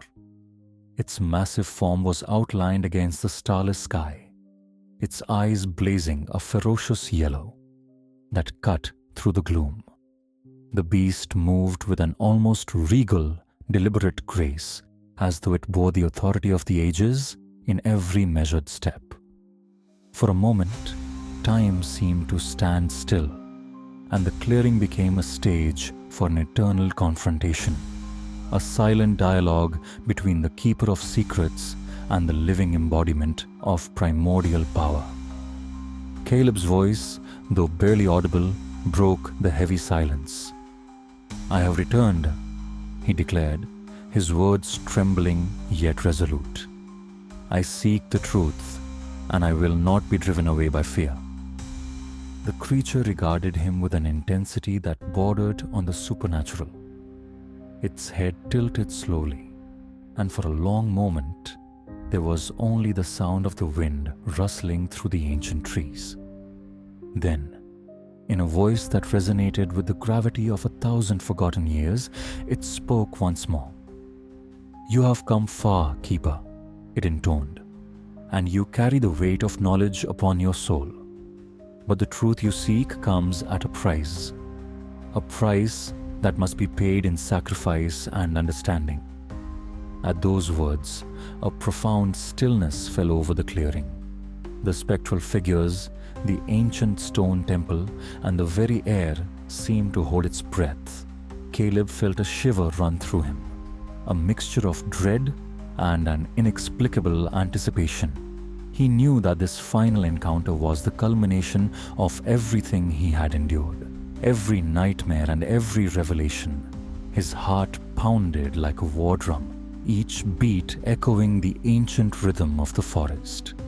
In that charged moment, the Ironwood hound slowly stepped forward, closing the distance between itself and Caleb.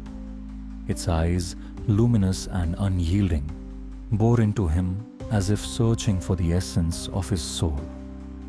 "To learn the truth," it murmured, "you must offer that which you hold most dear." Caleb's mind raced. What could it possibly mean? His journey had been one of pain, terror, and ultimate transformation. But what sacrifice was required now? As the beast's words reverberated in the silence, memories of every agonizing moment, every flash of horror, and every glimpse of beauty in the wild surged within him. He recalled the blood on his leg from that savage claw, the trembling panic of that long chase, the mystical communion with Iloria, and the quiet resolve that had carried him through his darkest nights. After a long, interminable pause, Caleb spoke in a voice that was both defiant and sorrowful. "I have sacrificed much to know what I know. My comfort, my old life, my peace of mind, all have been claimed by this forest. If knowledge is the price, then I am prepared to pay it." A moment of profound silence followed, so deep that even the distant howl of the wind seemed to hold its breath. Then the Ironwood hound lowered its massive head slowly, as though in acknowledgement of his resolve.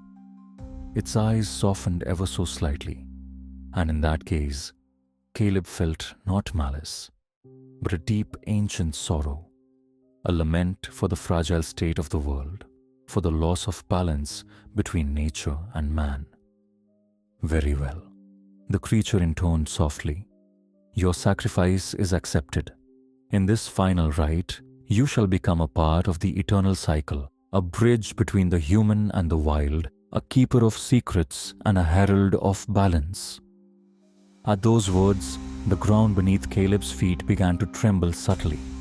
The spectral procession of guardians gathered once more, their forms coalescing into a luminous halo around the Ironwood hound.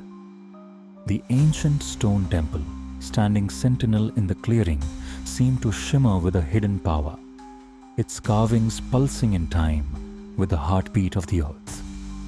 A low, resonant hum filled the air, rising gradually to a crescendo that shook the very soul of the forest.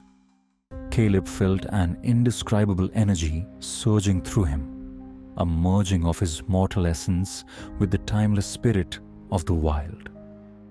The sensation was both excruciating and transcendent, as though every cell in his body were being reawakened to a deeper, primordial truth. In that instant, His fears, his doubts, and his burdens seemed to dissolve into the infinite tapestry of life and death that unfolded around him. He closed his eyes, surrendering to the overwhelming force of the ritual. In his mind's eye, he saw the faces of those who had come before him, tribes of ancient peoples, shamans draped in ritual garb, and spectral figures who guarded the sacred secrets of the forest. Their voices, now mingled with the chorus of the wild, spoke of cycles unending, of renewal and decay, and of the fragile equilibrium that sustained all life. When Caleb finally opened his eyes again, the clearing had transformed. The Ironwood hound and its spectral kin slowly faded into the mists, leaving behind a profound silence. A silence that was not empty, but filled with the promise of renewal. The luminous carvings on the stone temple glowed softly, as if affirming that the ancient covenant had been honored. And in that quiet moment, Caleb felt himself reborn. He rose to his feet, no longer the frightened solitary contractor who had once set foot into Ironwood National Forest. Instead, he was now a keeper of secrets, a guardian of the ancient law, and a living testament to the eternal dialogue between humanity and nature. His eyes, once haunted by terror, now shone with a quiet determination and a deep, abiding wisdom. For hours, Caleb remained in the clearing, absorbing the profound peace that had descended upon him. Slowly, as dawn's pale light began to filter through the canopy, he gathered his scattered equipment and retraced the path back to his truck. The journey out of the forest felt different, less frantic, more reflective. Every step was measured, every breath a silent tribute to the vast, mysterious forces that had reshaped him. Back in the embrace of civilization, the cacophony of urban life resumed its relentless pace. Yet, Caleb carried within him an unshakable serenity, a knowledge that the wild, in all its unfathomable mystery, had imparted upon him a sacred duty. His chronicle, now imbued with the raw essence of the ancient ritual, would serve as both a warning and a guide to those who sought to understand the fragile balance of nature. Over the following weeks and months, Caleb dedicated himself to sharing his tale with those who would listen. He organized small gatherings, lectures in quiet seminar rooms, and clandestine meetings with cryptozoologists and environmentalists. Each retelling was punctuated with measured pauses and thoughtful reflection, as if he were allowing the audience to absorb the weight of his experience, an experience that transcended mere terror to reveal a deeper cosmic order. The public's reaction was mixed. Some dismissed his account as the fevered imaginings of a man driven mad by isolation and trauma, while others, those who still believed in the hidden wonders of the world, saw in his words a profound truth. Regardless of the reaction, Caleb remained steadfast in his mission. His chronicle, Echoes of Ironwood, a Keeper's Chronicle, became a symbol of a lost era, a reminder that even in an age of concrete and technology, the ancient, untamed spirit of nature still whispered its secrets to those willing to listen. Late one autumn evening, as the wind howled outside and rain lashed against the windows of a small lecture hall, Caleb stood before a modest audience. His voice, steady and resonant, carried the weight of his journey as he recounted the tale of Ironwood National Forest, of spectral guardians, of ritual rites in hidden caverns, and of the eternal haunting gaze of the Ironwood hound.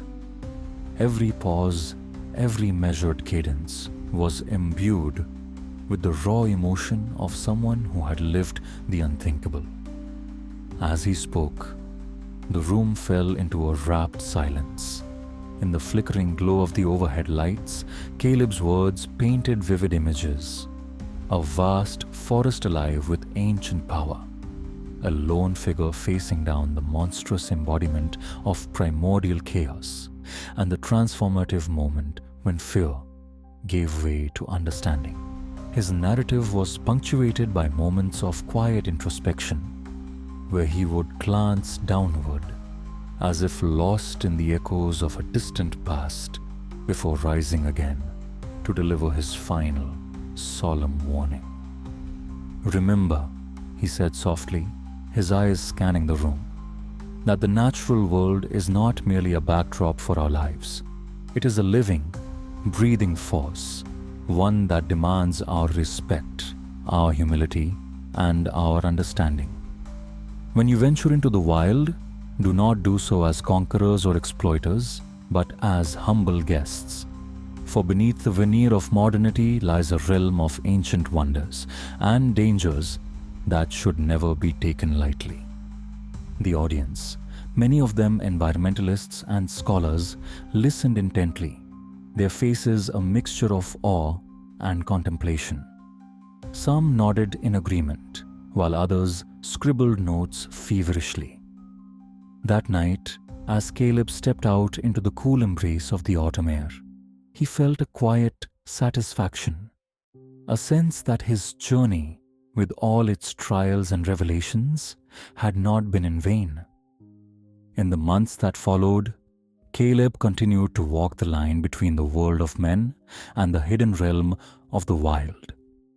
His days were spent in academic debates and environmental advocacy, while his nights were reserved for solitary walks along the fringes of Ironwood National Forest.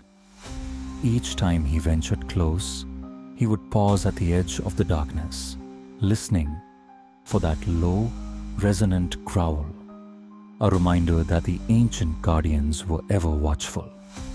One crisp winter morning, as frost glistened on barren branches and the sky was a pale, unyielding grey, Caleb received an unexpected visitor at his modest apartment.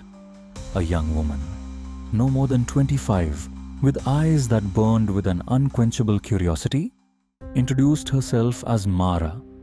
She explained that she had come across his chronicle while researching local folklore and had been deeply moved by his account. Her voice, soft yet determined, carried a blend of wonder and a quiet resolve. "I believe your story," Mara said, her gaze unwavering, "and I want to learn more. I want to understand the ancient balance that you speak of, and maybe even help protect it." Her words struck a chord in Caleb's heart. He saw in her a spark reminiscent of his own journey, a thirst for truth and an abiding respect for the wild. Over the following weeks, Mara became not only a diligent student of Caleb's writings, but also a companion in his ongoing exploration of the forest's mysteries. Together, they revisited some of the old paths, albeit carefully and with proper caution, and engaged in lengthy discussions about the sacredness of nature and the dangers of modern exploitation. Mara's fresh perspective and unwavering passion rekindled Caleb's own commitment to the ancient covenant, reminding him that his burden was also a beacon, a light to guide a new generation of seekers. One evening, as snow began to fall softly outside and the world was cloaked in a hushed, wintry stillness, Caleb and Mara sat by a crackling fire in a small, rustic cabin near the forest edge. The fire's warm glow illuminated their faces, and outside, the wind whispered through frost-laden pines. Mara, her eyes reflecting both curiosity and concern, asked, "Do you ever fear that the forest might reclaim everything? That nature, in all its ancient power, will one day rise up against us?" Caleb paused, his gaze fixed on the dancing flames. "There is a balance," he replied slowly, "one that has been maintained for millennia. But when that balance is disturbed, when we forget that we are only a small part of a much larger, living whole, the consequences can be dire. I have seen the forest in all its beauty and terror, and I know that our destiny is intertwined with its fate. Their conversation drifted into a long, reflective silence, punctuated only by the gentle crackle of the fire and the soft murmur of the wind. In that moment, Caleb realized that his journey was not merely about confronting the ancient horrors of Ironwood, but about forging a future in which humanity lived in harmony with the wild. A future where the echoes of the past guided the steps of the present. As the winter gave way to spring, with snow melting into streams and new life emerging in the forest, Caleb and Mara continued their quiet crusade. Their efforts, though small, began to attract attention from local environmental groups and scholars who, inspired by Caleb's testimony, sought to re-establish a respectful dialogue between modern society and the ancient natural world. Public lectures, discreet meetings, and collaborative research projects emerged, each a small step toward a broader awakening. One bright, crisp morning, as sunlight filtered through the newly budded leaves and painted the forest in vibrant hues of green and gold, Caleb and Mara returned to the clearing where so many of Caleb's memories resided. The ancient stone temple still stood, silent and eternal, its carvings now imbued with an even deeper resonance. Together, they carefully examined the petroglyphs, tracing the worn symbols with reverent fingers, and Mara recorded their observations on a digital tablet, determined to preserve every detail for future generations. There, in the gentle light of a new day, Caleb felt a profound sense of hope. The forest, with its vast, untamed spirit, was not a malevolent force to be conquered, but a teacher, a living library of wisdom, urging humanity to remember its humble origins. He spoke softly, as if addressing the very soul of the wilderness. May we always remember that the wild is not ours to own, but to cherish and protect. For within its depths lie the echoes of creation, the secret rhythms of life that sustain us all. Mara's eyes shone with unshed tears as she nodded. "Your journey has changed me, Caleb," she whispered. "It has opened my eyes to a truth that I never knew existed, a truth that must be shared with the world, so that we may learn to live in balance with the very forces that shaped us." In that moment, the ancient guardians of Ironwood seemed to smile from the shadows, their silent vigil a testament to a covenant renewed by the willingness of two souls to embrace the mystery of nature. The day unfolded slowly, with each passing hour deepening their resolve. They gathered samples, documented flora and fauna previously unseen, and even recorded subtle changes in the ambient energy of the forest. A quiet, measured pulse that had grown stronger, as if acknowledging their respectful inquiry. As twilight approached once more, the forest was bathed in a soft, ethereal glow. The vibrant hues of sunset merged with the deep, ancient greens of the trees, and the air was filled with the gentle hum of life continuing its eternal dance. Caleb and Mara, now bound by a shared purpose, sat in quiet reflection by a gently bubbling stream. The moment was both tender and sacred, a fragile truce between the modern and the primordial. Caleb knew that the path ahead would not be easy. There would be skeptics, and there would be those who sought to exploit the wild for their own gain. Yet, in his heart, he carried a conviction born of fire, fear, and transformation. He had faced the darkness in Ironwood, had merged his fate with that of the ancient forest, and in doing so, had become a guardian of its mysteries. That night, as the gentle murmur of the forest lulled the world into a peaceful slumber, Caleb sat at his desk in a small study, writing the final lines of his chronicle. His hand moved steadily across the page, each word a vow, a promise that the secrets of Ironwood would be preserved, and that the fragile balance between man and nature would be honored. Outside, the wind whispered through the trees, carrying with it the timeless echoes of ancient voices. In the quiet solitude of that study, illuminated by the soft glow of a solitary lamp, Caleb paused and looked out the window. The vast, star-studded sky seemed to beckon him, its silent beauty a reminder of both the infinite possibilities and the inherent fragility of life. He knew that his journey was far from over, that as long as the wild continued to sing its ageless song, there would be more to learn, more to protect, and more to share. Caleb closed his notebook gently and leaned back in his chair, a serene smile playing on his lips. His eyes, though weary from the burdens of the past, shone with a quiet determination, a resolve to be a bridge between worlds, to carry the eternal whispers of Ironwood into the light of a new dawn.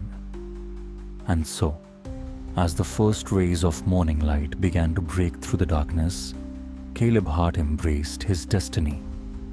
With his manuscript complete and his spirit renewed, he stepped out into the world once more. No longer just a man haunted by nightmares, but a keeper of ancient echoes, a chronicler of nature's mysteries, and a guardian of the delicate balance that binds us all. In that final, triumphant moment, the forest and the city, the past and the present, converged in a silent promise. A promise that, as long as there were those willing to listen, the wild would never be forgotten, and its eternal song would continue to resonate through the corridors of time. As Caleb walked out into the new day, he felt the vibrant pulse of the earth beneath his feet, a steady, rhythmic reminder of the endless cycle of life and rebirth. Every step he took was imbued with the ancient wisdom of Ironwood, and with every breath he carried the sacred memory of the guardians who had guided him on his journey. Now, more than ever, he understood that the true power of nature lay not in its capacity for destruction, but in its profound ability to heal, to transform, and to inspire awe in the hearts of those who dare to seek its mysteries. In the months and years that followed, Caleb's work, both as a chronicler and as an advocate for the wild, began to resonate far beyond the borders of Ironwood National Forest. His lectures, his writings, and his quiet, steadfast presence became a source of inspiration for many. Environmental groups rallied around his message, and communities began to recognize that true progress meant living in harmony with the ancient forces that sustained life on this planet. Though Caleb's journey had been fraught with terror and heartache, it had also revealed a beauty and a resilience that defied the cold, mechanistic logic of modern society. In the quiet moments of reflection, he would often think back to that first fateful call, the lonely road out of Portland, and the endless, echoing silence of the forest. Each memory was a reminder that the world was vast and mysterious, an intricate tapestry woven from the threads of countless stories, each as ancient and profound as the last. And so, as the years passed and the seasons turned, Caleb Hart continued to walk the delicate line between the known and the unknown, between the realms of man and the wild. His chronicle, now a revered document among those who cherished the mysteries of nature, served as both a warning and a beacon, a call to all who would listen to honor the untamed spirit of the earth. On quiet, starlit nights, as the wind carried the faint strains of an ancient melody through the trees, Caleb would sometimes return to the very edge of Ironwood National Forest. There, standing in the soft glow of moonlight, he would close his eyes and listen to the rustling leaves, to the distant howl of a creature unseen, and to the eternal echoes of a wild world that had forever changed him. In those moments, he knew that he had become part of something larger than himself, a timeless legacy of respect, wonder, and a deep, abiding connection to the natural world. His heart, once filled with fear and isolation, now beat in unison with the rhythm of the earth. A steady, unwavering cadence that promised that the wild would always endure, that the ancient guardians would forever watch over the balance of life. Caleb's final promise, whispered softly to the darkness, was one of eternal vigilance. I will carry your echoes with me always, and I will ensure that the sacred bond between humanity and the wild is never forgotten. And with that, he stepped forward into a future where the line between myth and reality had blurred into a single, radiant tapestry, a tapestry woven from the threads of ancient secrets, enduring hope, and the timeless, ineffable beauty of the natural world. Caleb walked out of the lecture hall that night with a heavy heart, but also with a renewed sense of purpose. The murmurs of the audience, the soft clinking of coffee cups, and the hushed reverence in every whispered comment confirmed that his words had touched something deep in those who listened. Yet, even as he basked in that quiet validation, a subtle disquiet stirred within him. He knew that the ancient secrets of Ironwood were not easily tamed or explained. They demanded constant vigilance, a commitment that could not be turned off like a switch. In the following weeks, Caleb and Mara began to work more closely. The meetings, held in the dim corners of local cafes and over late-night phone calls, soon evolved into expeditions back into the forest. Together, they retraced old paths and discovered new ones, narrow trails where the air seemed to shimmer with the weight of forgotten memories, clearings where ancient stone markers jutted out of the earth like silent sentinels. Mara, with her unyielding curiosity and gentle empathy, balanced Caleb's hardened resolve with an openness that allowed him to see the forest not only as a realm of terror, but also as a place of wonder and healing. One chilly morning, as the first light of autumn filtered through the faded leaves, the duo set out on an expedition to a part of Ironwood National Forest that few dared to enter. The area was known in local lore as the Vale, a region where the boundary between the modern world and the ancient mystical realm was said to be exceptionally thin. Rumors abounded of strange lights dancing among the trees, of voices carried on the wind that spoke in languages older than time, and of inexplicable phenomena that defied rational explanation. The drive to the Vale was long and solitary, Caleb's thoughts a tumult of memories and forebodings. As he navigated the winding back roads, the urban landscape gave way to rolling hills, and then to dense, primeval forests that seemed to hold their breath. By the time Mara's car pulled up at a secluded trailhead, the air was thick with a palpable anticipation, as if nature itself were aware that something momentous was about to occur. They set out together, their footsteps muffled by a carpet of pine needles and damp moss. The forest in this region was even darker, the canopy so dense that only occasional shafts of light penetrated the gloom. Every sound, a snapping twig, the whisper of a breeze, seemed amplified, resonating with an ancient cadence. Mara kept glancing around, her eyes wide with both excitement and apprehension, while Caleb's mind drifted back to his own transformative journey. The spectral communion with Ailoria, the ritual at the Well of Shadows, and the final, solemn words of the Ironwood hound. Hours passed in quiet exploration. They encountered old markers, withered stone pillars etched with symbols that pulsed faintly in the twilight, much like the carvings at the ruined temple they had seen before. At one such marker, Mara knelt and gently traced the worn patterns with trembling fingers. "These are messages," she whispered. "Messages from the past, urging us to remember, to respect the balance." Caleb nodded slowly, feeling the familiar mixture of dread and awe. "Every time I step into these woods," he murmured, "I feel like I'm being watched by centuries of souls. It's as if the forest remembers everything: our triumphs, our mistakes, our forgotten promises." As they ventured deeper, the atmosphere grew thicker, almost as though the forest were drawing them toward a hidden heart. The trail eventually opened into a vast glen, where an ancient oak towered above all else. Its massive trunk was gnarled and scarred, and its branches stretched upward like beseeching arms.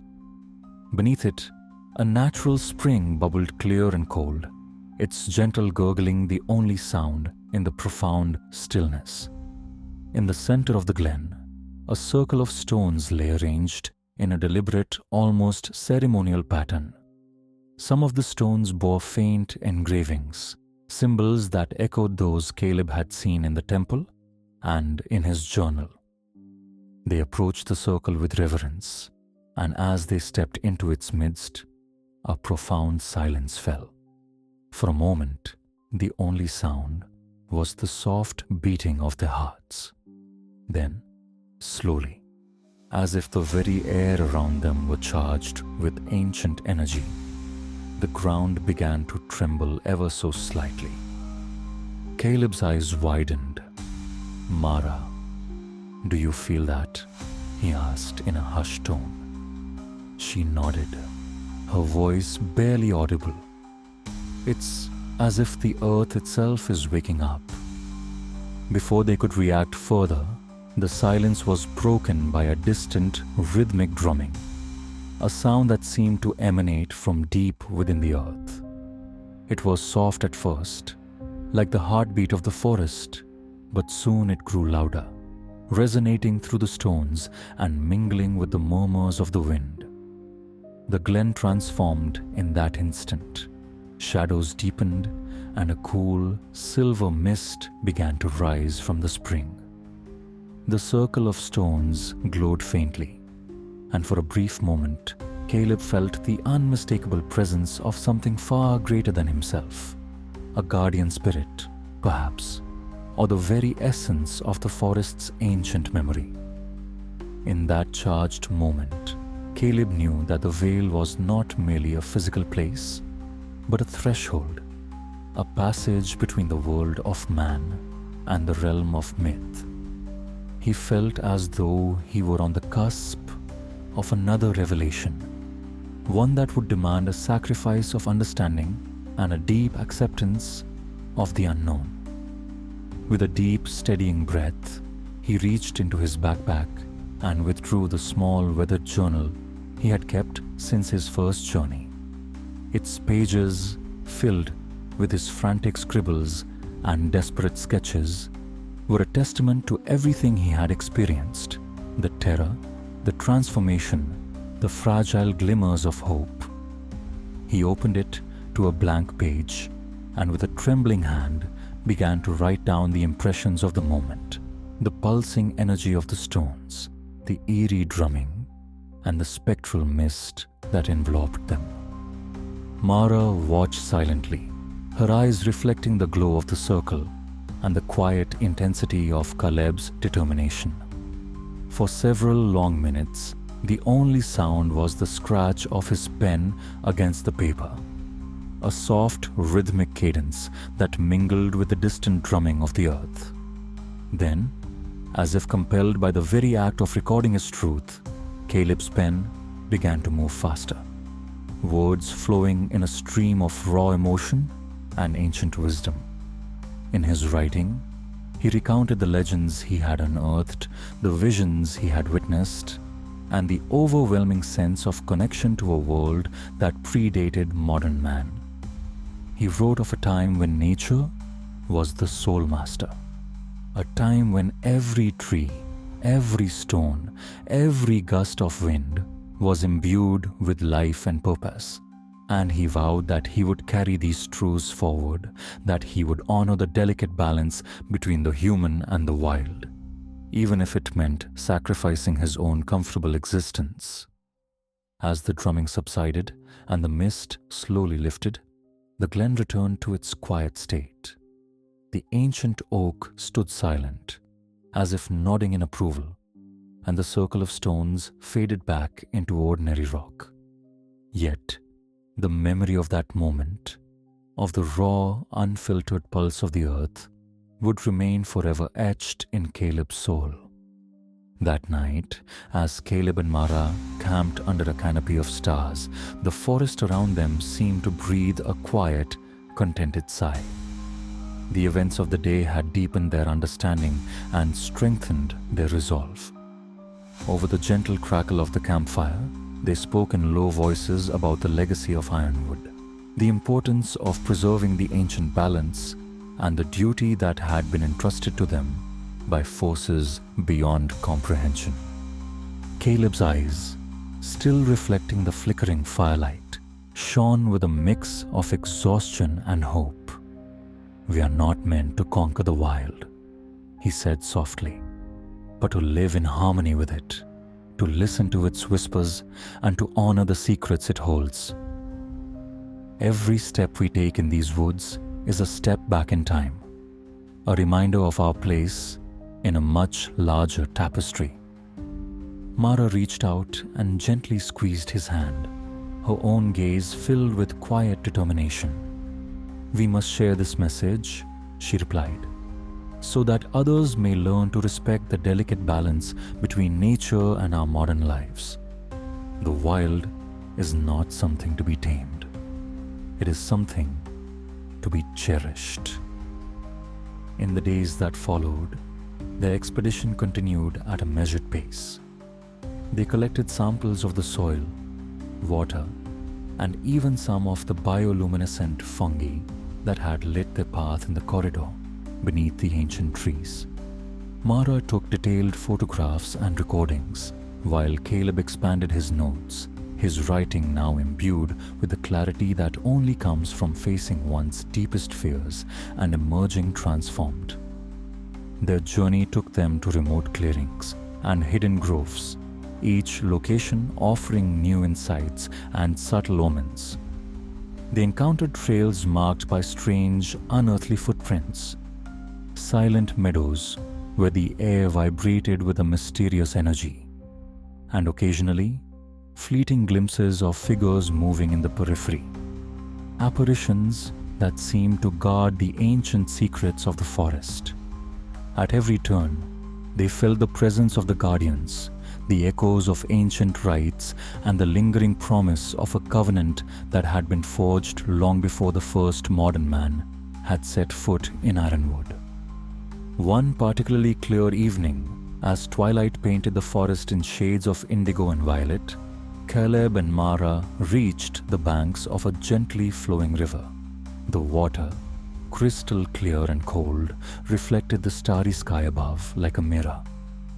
They set up camp on a small sandy bank, the sound of the flowing water a soothing counterpoint to the eerie quiet of the surrounding woods.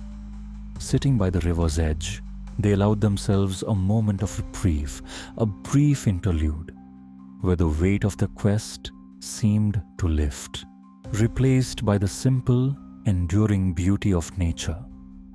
Caleb gazed into the water, his mind replaying the events of his journey. "Every time I return here," he said softly, "I feel that pull, the call of the wild that refuses to let go.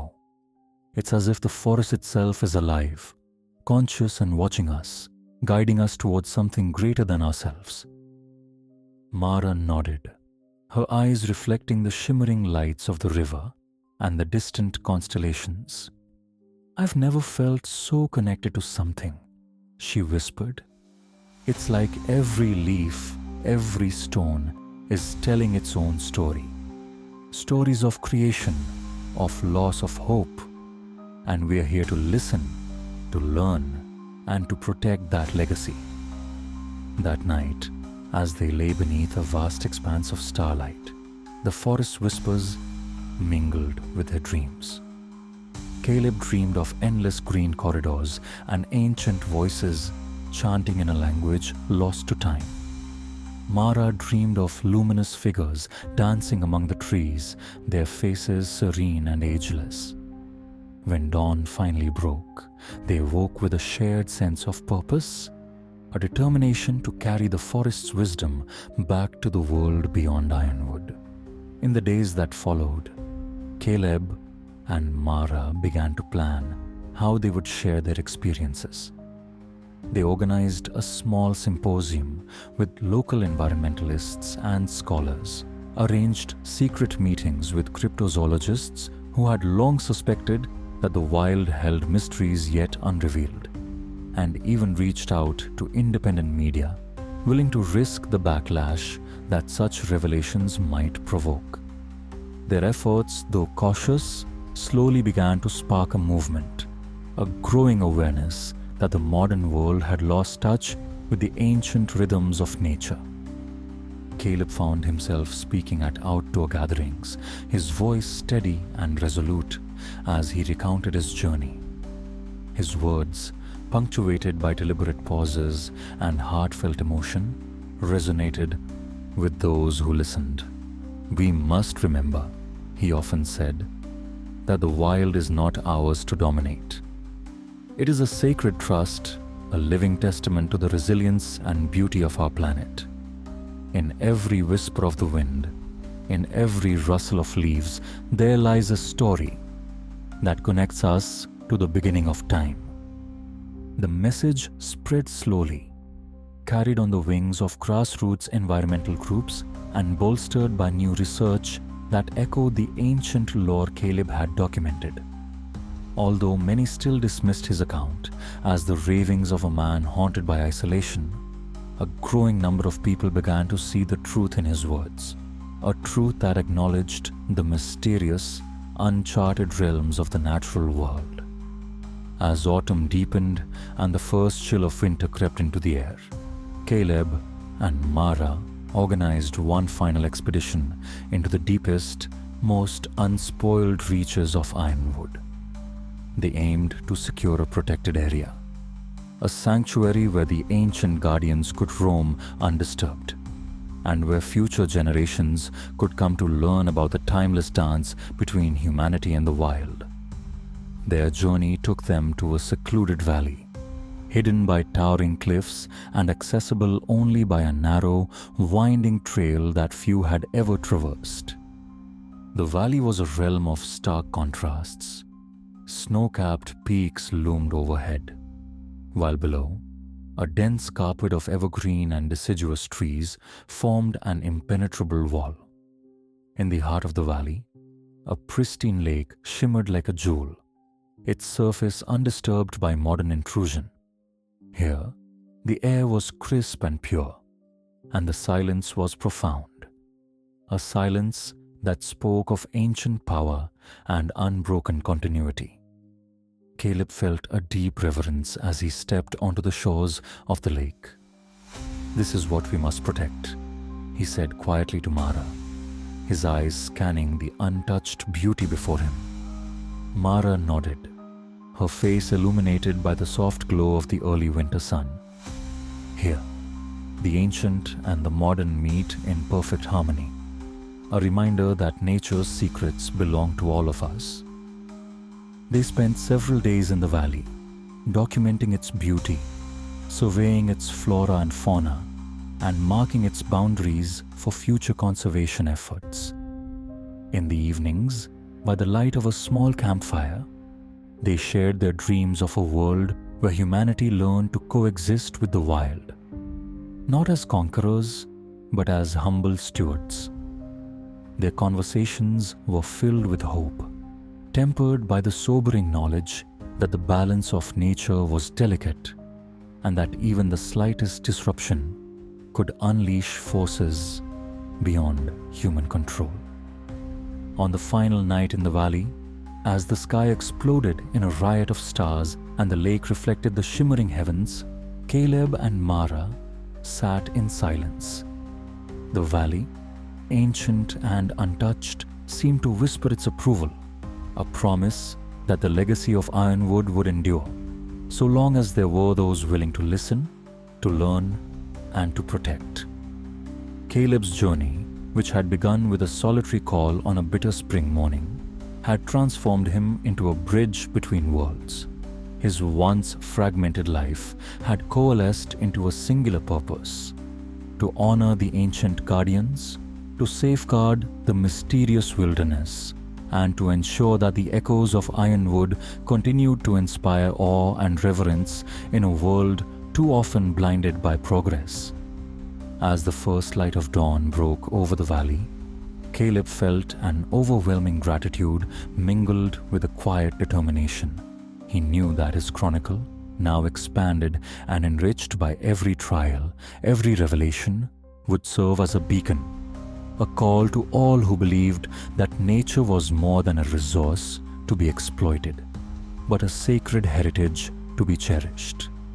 And so, with Mara by his side, and the spirit of Ironwood burning brightly in his heart, Caleb stepped forward into the future. A future where the line between myth and reality had blurred, where ancient secrets and modern aspirations merged into a single enduring tapestry. Every step he took, every word he spoke, was imbued with the wisdom of the wild, a promise that the ancient guardians would forever watch over the delicate balance of life, and that the echoes of the past would continue to guide the hands and hearts of those who dared to listen. Caleb walked out into the dark embrace of the forest as if stepping back into a memory laden with both dread and revelation. The crisp night air carried whispers of ancient secrets, and every rustle of leaves, every creak of a gnarled branch echoed with the voices of long-forgotten souls. He had returned to Ironwood not merely to seek closure, but to confront the deep mysteries that had reshaped his destiny. The path ahead was scarcely visible under a sky choked with heavy clouds, but a faint silver luminescence filtered through the canopy, guiding him like a promise. Mara had insisted on accompanying him this time. Her determination and quiet courage had become his steadfast companion through countless sleepless nights. Together, they advanced along a narrow, winding trail, their footsteps nearly silent on the damp earth. As they journeyed deeper, the forest seemed to pulse with a hidden rhythm, a heartbeat that resonated with the very core of existence. Caleb's mind wandered back to the solemn words of the Ironwood Hound, the cryptic message that had burdened him with the truth. To learn the truth, you must offer that which you hold most dear. Those words had haunted him relentlessly, and now, as he moved beneath the ancient boughs, he wondered what sacrifice fate demanded. The trail soon led them to a broad clearing where the trees spread apart like a natural amphitheater. In the center stood a colossal stone edifice, its surface weathered by time and adorned with intricate carvings that shimmered faintly in the muted light. The structure resembled an ancient temple, a sanctuary where nature and myth intermingled. Here, the energy of the forest was palpable, as though every stone, every vine, carried a fragment of the eternal saga. Caleb and Mara paused at the edge of the clearing.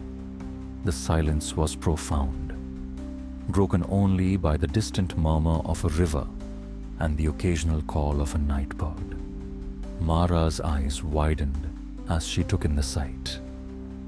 "This place, it feels sacred," she whispered, her voice trembling with both awe and trepidation. Caleb nodded slowly, his gaze fixed on the ancient edifice.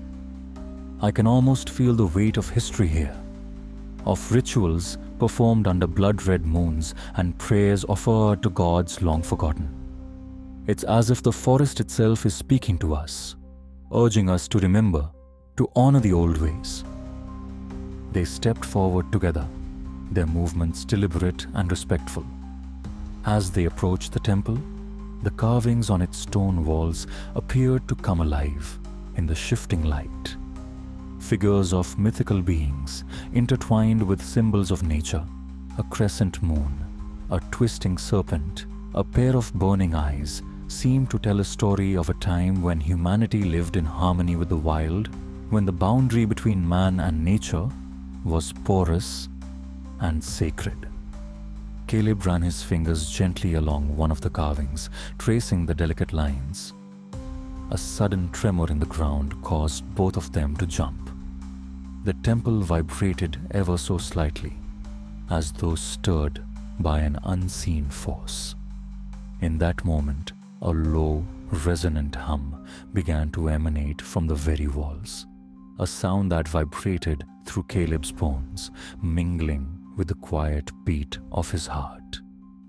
Then, from the far end of the clearing, a soft, almost imperceptible light emerged. It grew steadily brighter, and as it approached, Caleb recognized it as the spectral glow of a figure. Draped in flowing robes that shimmered like the night sky, the figure moved with an ethereal grace. Its face was hidden beneath a hood, yet two luminous eyes, gentle yet piercing, peered out, filled with ancient sorrow and wisdom. "Welcome, Keeper," the figure spoke in a voice that seemed to echo from the depths of time. "I am Illoria, guardian of the sacred lore of Ironwood. You have journeyed far, and your heart bears the scars of many truths. Tell me, are you ready to embrace what must be revealed?" Caleb felt a shiver run down his spine, yet he answered with a steady tone. "I have come seeking answers.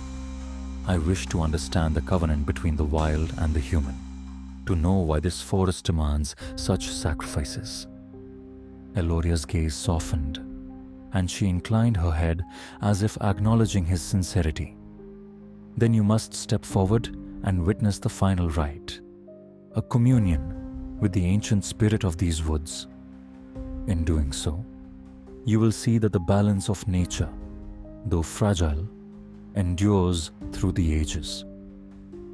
Without further hesitation, Aloria motioned for Caleb and Mara to follow her into a corridor that opened at the rear of the temple. The passage was narrow and dimly lit, the air cool and heavy, with the scent of earth and pine resin. Every step they took reverberated in the silence, and the walls seemed to pulsate with a faint inner light. They reached a vast subterranean chamber deep beneath the temple.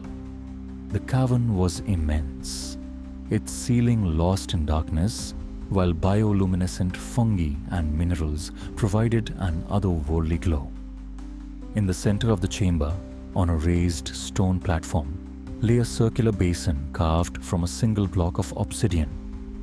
Around the basin, ancient runes were etched deep into the stone, a language older than words, a script that spoke of cycles, of death and rebirth, of sacrifices made to appease the primordial forces.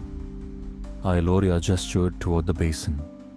"This is the well of echoes," she intoned softly. "Drink from it, and the memories of the forest will be laid bare before you. But know this, the truth you seek will forever change you, for knowledge comes at the cost of innocence." Caleb's hand trembled as he reached out to the basin. The surface of the dark stone was cool and smooth, reflecting the soft, ethereal light around him. He took a deep, steadying breath and, with Mara watching silently, he dipped a small cup into the well and drank. The liquid was cool and slightly metallic, and the moment it touched his tongue, a surge of energy shot through his body. In an instant, his mind was flooded with visions. He saw sprawling landscapes of ancient forests, vast and untamed, where tribes gathered around roaring fires beneath star-studded skies.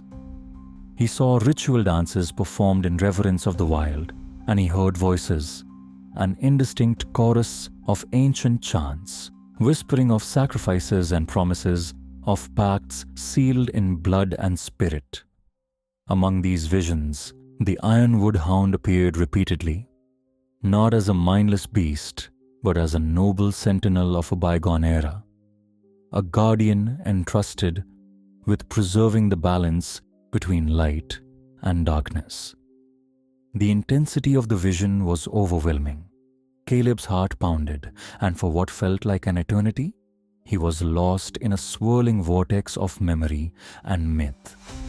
He witnessed the forest in its primordial glory, vibrant and alive, where every leaf, every stone, every gust of wind bore the imprint of time immemorial. The vision was both terrifying and beautiful, a paradox that mirrored the duality of nature itself. When the torrent of visions finally subsided, Caleb found himself gasping for breath, his mind reeling from the revelation. Tears streamed down his face, not only from the shock of what he had seen, but also from an overwhelming sense of connection, a realization that he was now part of something far greater than himself. Eloria's soft, measured voice broke through his tumultuous thoughts. "You have seen the tapestry of time," she said gently. "Your sacrifice, your willingness to embrace the unknown, has opened your heart to the ancient wisdom of the forest. You are now a keeper of its secrets, a guardian of the fragile covenant between man and nature." Caleb's voice was barely a whisper as he replied, "I understand now. Every step, every hardship was meant to lead me to this truth. But tell me, what must I do now?" Eloria's eyes glowed with an unspoken sorrow. "The path ahead is not without danger, Keeper. The modern world seeks to exploit the wild, to strip away its mystery for profit and power. You must share the truth of Ironwood, not as a tale of terror, but as a reminder of the sacred balance that sustains us all. You are entrusted with a legacy, a chronicle that will inspire those who still believe in the wild, in the ancient and the eternal." Mara, who had been silently absorbing every word, finally spoke with quiet conviction. "We must ensure that this legacy endures," she said softly, "that the voices of the past are not silenced by the march of progress, and that future generations learn to honor the beauty and mystery of nature." Iloria nodded, and with a graceful gesture, she beckoned them to follow her back through the winding corridor. As they emerged into the cool night air above the temple, the stars shone with an almost divine brilliance, and the forest around them seemed to pulse with renewed vitality. The clearing, once a silent amphitheater of ancient stone, now felt alive with hope, a promise that the ancient guardians would continue to watch over the wild, even as humanity pressed forward into an uncertain future. Over the next few days, Caleb and Mara remained in Ironwood National Forest, gathering evidence of its hidden wonders and documenting the subtle interplay between the modern world and the ancient realm. They interviewed local elders who spoke in hushed tones of mysterious happenings, collected samples of rare flora that glowed faintly in the moonlight, and recorded ambient sounds that captured the heartbeat of the forest. Every discovery, every whispered legend, added a new layer to their understanding of the delicate balance between nature and civilization. Caleb's chronicle grew richer, its pages filled with detailed observations, raw emotions, and a fervent plea for reverence toward the wild. He knew that his journey was far from over, that he had become both witness and messenger, a bridge between two worlds. With every new revelation, his resolve deepened. He was determined to share this sacred knowledge with those willing to listen, to ignite in them a sense of wonder and respect for the forces that had shaped the very fabric of life. One brisk evening, as the sun dipped low and painted the sky with hues of crimson and gold, Caleb and Mara sat by a gently flowing stream. The water, cool and clear, reflected the vibrant sky above, and the rhythmic murmur of its flow provided a soothing counterpoint to the echoes of the past. They spoke at length about the future, a future where modernity would not erase the ancient, where humanity could live in harmony with the wild, and where the eternal wisdom of the forest would guide their every step. "I've seen too many times," Caleb murmured, his gaze distant and thoughtful. "How we take the natural world for granted. How we forget that every tree, every whisper of the wind carries a memory, a lesson. It's our duty to preserve that, not just for us, but for those who come after." Mara squeezed his hand gently. "Our journey isn't just about uncovering secrets," she said.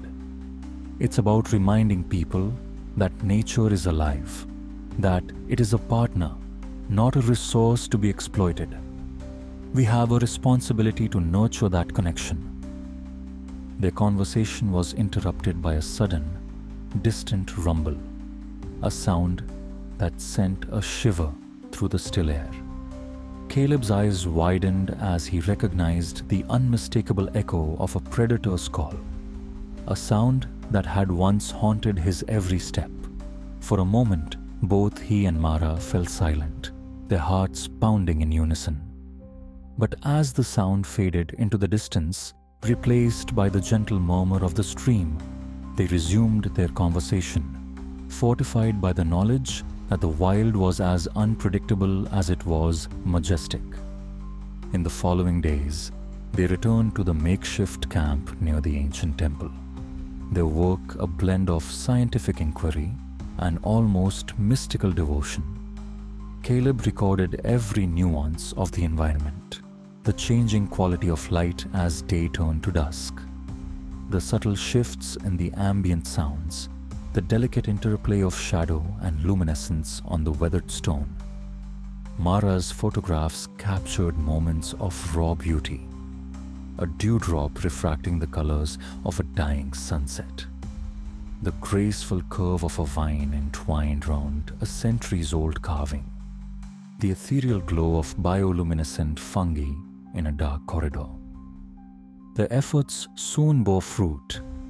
Local environmental groups and scholars, inspired by Caleb's previously published chronicle, began to take an interest in the mysteries of Ironwood. Invitations to speak at small conferences and participate in collaborative research projects arrived steadily, and the once isolated legacy of the forest began to ripple outward into the wider world. Yet, amid this growing recognition, Caleb never lost sight of the profound responsibility he carried, the duty to protect the fragile covenant between man and the wild. One chilly evening, as a soft drizzle fell and the forest was cloaked in a delicate mist, Caleb sat by the fire in their cabin, his eyes reflecting the dancing flames. Mara was curled up in a worn armchair, a cup of steaming tea cradled in her hands. The room was silent except for the gentle crackling of the fire and the rhythmic tapping of rain on the window. "Do you ever wonder," Caleb began softly, "if we're truly ready for what lies ahead? If the world, with all its clamor and chaos, can ever learn to respect these ancient truths?" Mara regarded him thoughtfully, her eyes soft with empathy, "I think," she replied slowly, "that the truth has always been here. It's us who choose to ignore it until something forces us to confront it. Perhaps our journey is a small part of a much larger awakening, a reminder that the wild still holds sway over us. Even as we try to build our lives of concrete and steel." Caleb sighed, the sound heavy with both sorrow and determination. "I want to believe that we can bridge that gap, that we can forge a future where humanity and nature coexist in harmony. But the challenge is immense. The greed, the neglect. It's like a cancer that spreads, slowly consuming the delicate balance of the earth." Mara reached out, placing a reassuring hand on his arm. "Then let our work be a spark, a catalyst for change. Even if just a few souls are moved to see the wild not as something to conquer, but as something to cherish, then our journey will have been worth it." Their eyes met in a silent understanding, and in that moment, Caleb felt a profound shift within himself, a mingling of hope and resolve that transcended the pain of the past. The echoes of Ironwood, with all their ancient sorrow and wisdom, now pulsed in his veins like a sacred promise. In the weeks that followed, as winter's chill deepened and the forest donned a cloak of frost, Caleb and Mara worked tirelessly to secure the valley as a protected sanctuary. They met with local conservationists, negotiated with regional authorities, and even organized secret surveys of the flora and fauna. Their efforts, though met with bureaucratic inertia at times, slowly began to coalesce into a movement, a growing realization that the ancient wild was not a relic of the past, but a vital, living force that needed safeguarding. At a pivotal public meeting held in a modest community center, Caleb stood before an audience of skeptical locals, impassioned environmentalists, and curious scholars. His voice, now imbued with the gravitas of one who had stared into the abyss, carried the weight of his journey. "The Ironwood National Forest is not merely a collection of trees and trails," he declared. "It is a repository of ancient wisdom, a living testament to the delicate balance of nature. We must respect it, protect it, and learn from it if we are to secure our future." There was a long, pregnant pause as his words sank in. Some in the audience nodded in silent agreement, while others exchanged wary glances. Yet, amid the uncertainty, a flicker of understanding began to kindle, a small but vital spark of recognition that perhaps the wild was not something to be tamed, but a sacred trust to be honored. As the meeting concluded, Caleb felt a sense of cautious optimism. The road ahead would be fraught with challenges, but the message was beginning to spread. The ancient echoes of Ironwood were resonating in unexpected places, a quiet revolution of awareness that transcended the confines of academia and politics. That night, as Caleb returned to his modest apartment in Portland, he sat by the window and gazed out at the city's skyline. The neon lights and the ceaseless hum of urban life were a stark contrast to the silent majesty of the forest. Yet he knew that the two worlds were inextricably linked. The wild was not an isolated fragment of the earth's past. It was a living, breathing force that continued to shape the present, whispering its secrets to those who dared to listen. In the quiet hours before dawn, as a soft drizzle fell and the city slowly stirred to life, Caleb opened his chronicle one final time. The pages now filled with the raw, unfiltered truth of his journey, from the terror of the Ironwood hound to the mystical communion with Iloria, from the sacred rites beneath ancient temples to the heartfelt pledges made in secluded glens, spoke of a man transformed. His voice, once timid and uncertain, now carried the assurance of one who had embraced the wild's eternal mystery. "I am a keeper of echoes," he whispered softly to himself, "a guardian of the ancient covenant between man and nature, and I will carry this truth forward, no matter the cost." With that final vow etched in his heart, Caleb closed the chronicle and prepared for another day. A day filled with a ceaseless hope that, even in a world dominated by the clamor of modernity, the ancient wild would never be forgotten, and its eternal song would continue to guide the souls of those who remained willing to listen. Caleb stepped from the clearing into a night that seemed to shudder with expectation.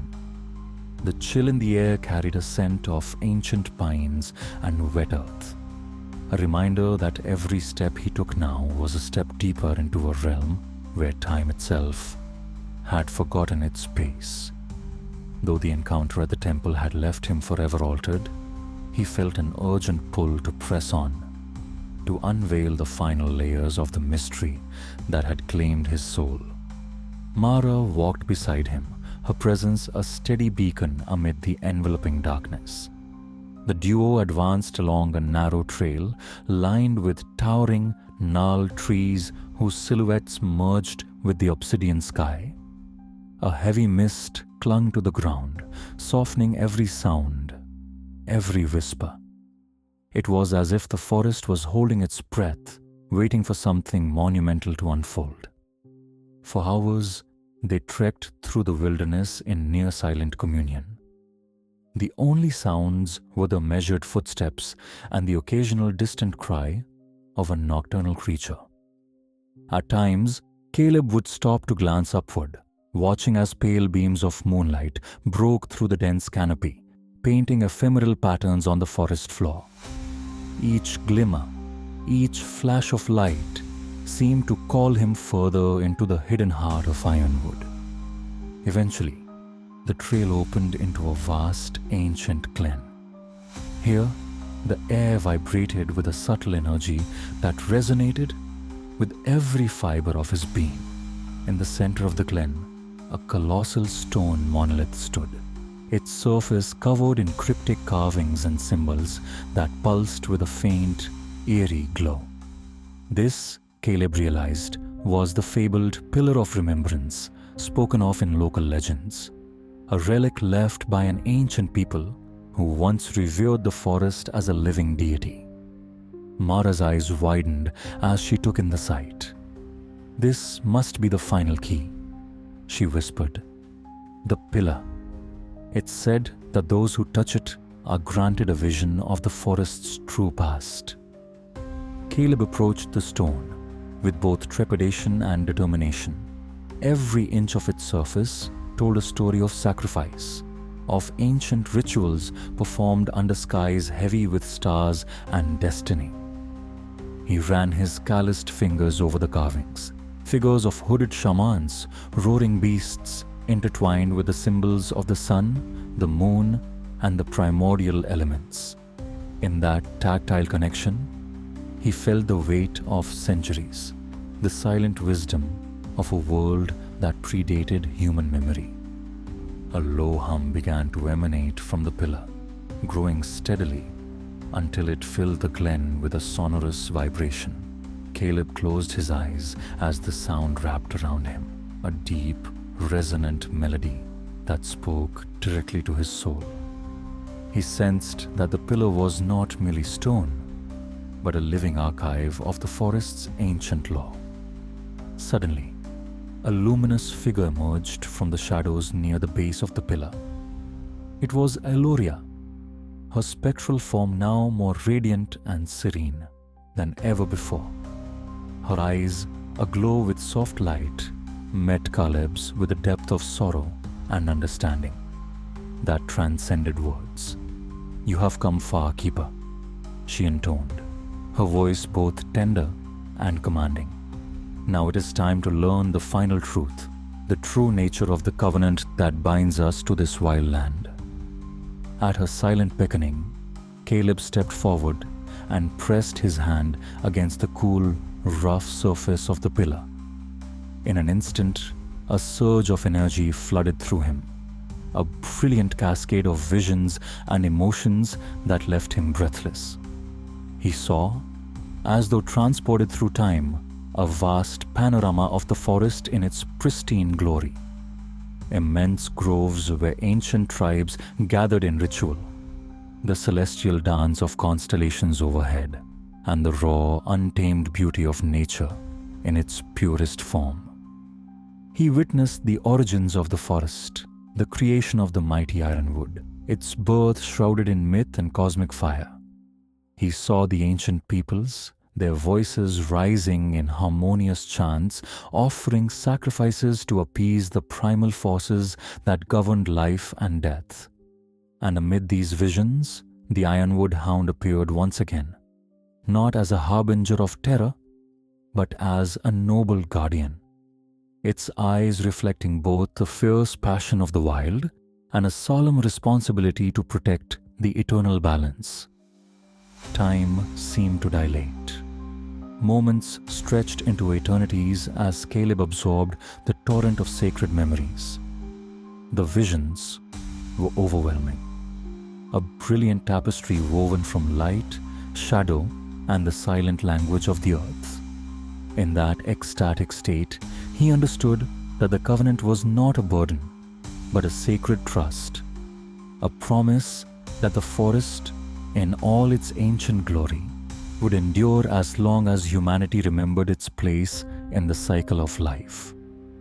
When the vision receded, Caleb found himself trembling, his face glistening with tears of both anguish and enlightenment. He opened his eyes to find Iloria standing before him, her expression soft and serene. "You have seen the truth," she whispered. "Your sacrifice, your willingness to embrace the darkness, has transformed you. You are now one with the ancient spirit of Ironwood." Mara stepped closer, her hand finding Caleb's. In the quiet aftermath of the vision, there was a profound silence, a moment of unity between the past and the present, the myth and the reality. "What must we do with this knowledge?" Caleb asked, his voice a mix of wonder and solemn determination. Eloria's gaze swept over them, lingering on each face with gentle intensity. "You must become the herald of the wild," she replied softly. "Share the truth, not to instill fear, but to awaken respect, for the balance between man and nature is delicate, and the wild is not a force to be conquered, but a partner to be cherished. Let your chronicle be a guide for those who have lost their way, a beacon for those who dare to remember the sacred bond between humanity and the earth." Her words resonated deeply within Caleb. He knew that his journey had reached its apex, a moment when he could no longer hide behind the veneer of modernity. The ancient covenant demanded that he spread its wisdom, that he remind the world of the fragile beauty and relentless power of nature. For several long moments, the three stood in the glen, the luminous pillar casting a soft glow around them as if blessing their union. Then, Eloria slowly began to fade, her presence merging with the gentle light until she was no more than a whisper in the wind. "The forest will always be with you," her voice echoed faintly, "as long as you carry its memory in your heart." Caleb and Mara remained by the pillar long after she had vanished, absorbing the quiet majesty of the moment. With renewed purpose, they gathered their tools and documentation, knowing that it was time to leave this sacred place and return to the world of men. But now, they were no longer mere wanderers. They were bearers of an ancient legacy. Their journey out of the glen was filled with a serene determination. The forest, once a realm of nightmares, now seemed to hum with a gentle, nurturing energy, a promise that the wild when respected, was a source of endless wisdom and healing. As they retraced their steps along the winding trail, Caleb's mind churned with thoughts of what lay ahead. The chronicle he had compiled over the years, now enriched with the sacred revelation, was a powerful tool, a call to restore the delicate balance that modern society had so long ignored. Back in civilization, the transformation was evident.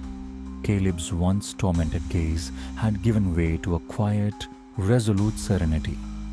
His lectures, his writings, and his tireless advocacy for environmental stewardship began to garner attention far beyond the small circles of cryptozoologists and local conservationists. People began to listen to the echoes of Ironwood, not as a tale of terror, but as a profound reminder of the deep connection between humanity and the natural world.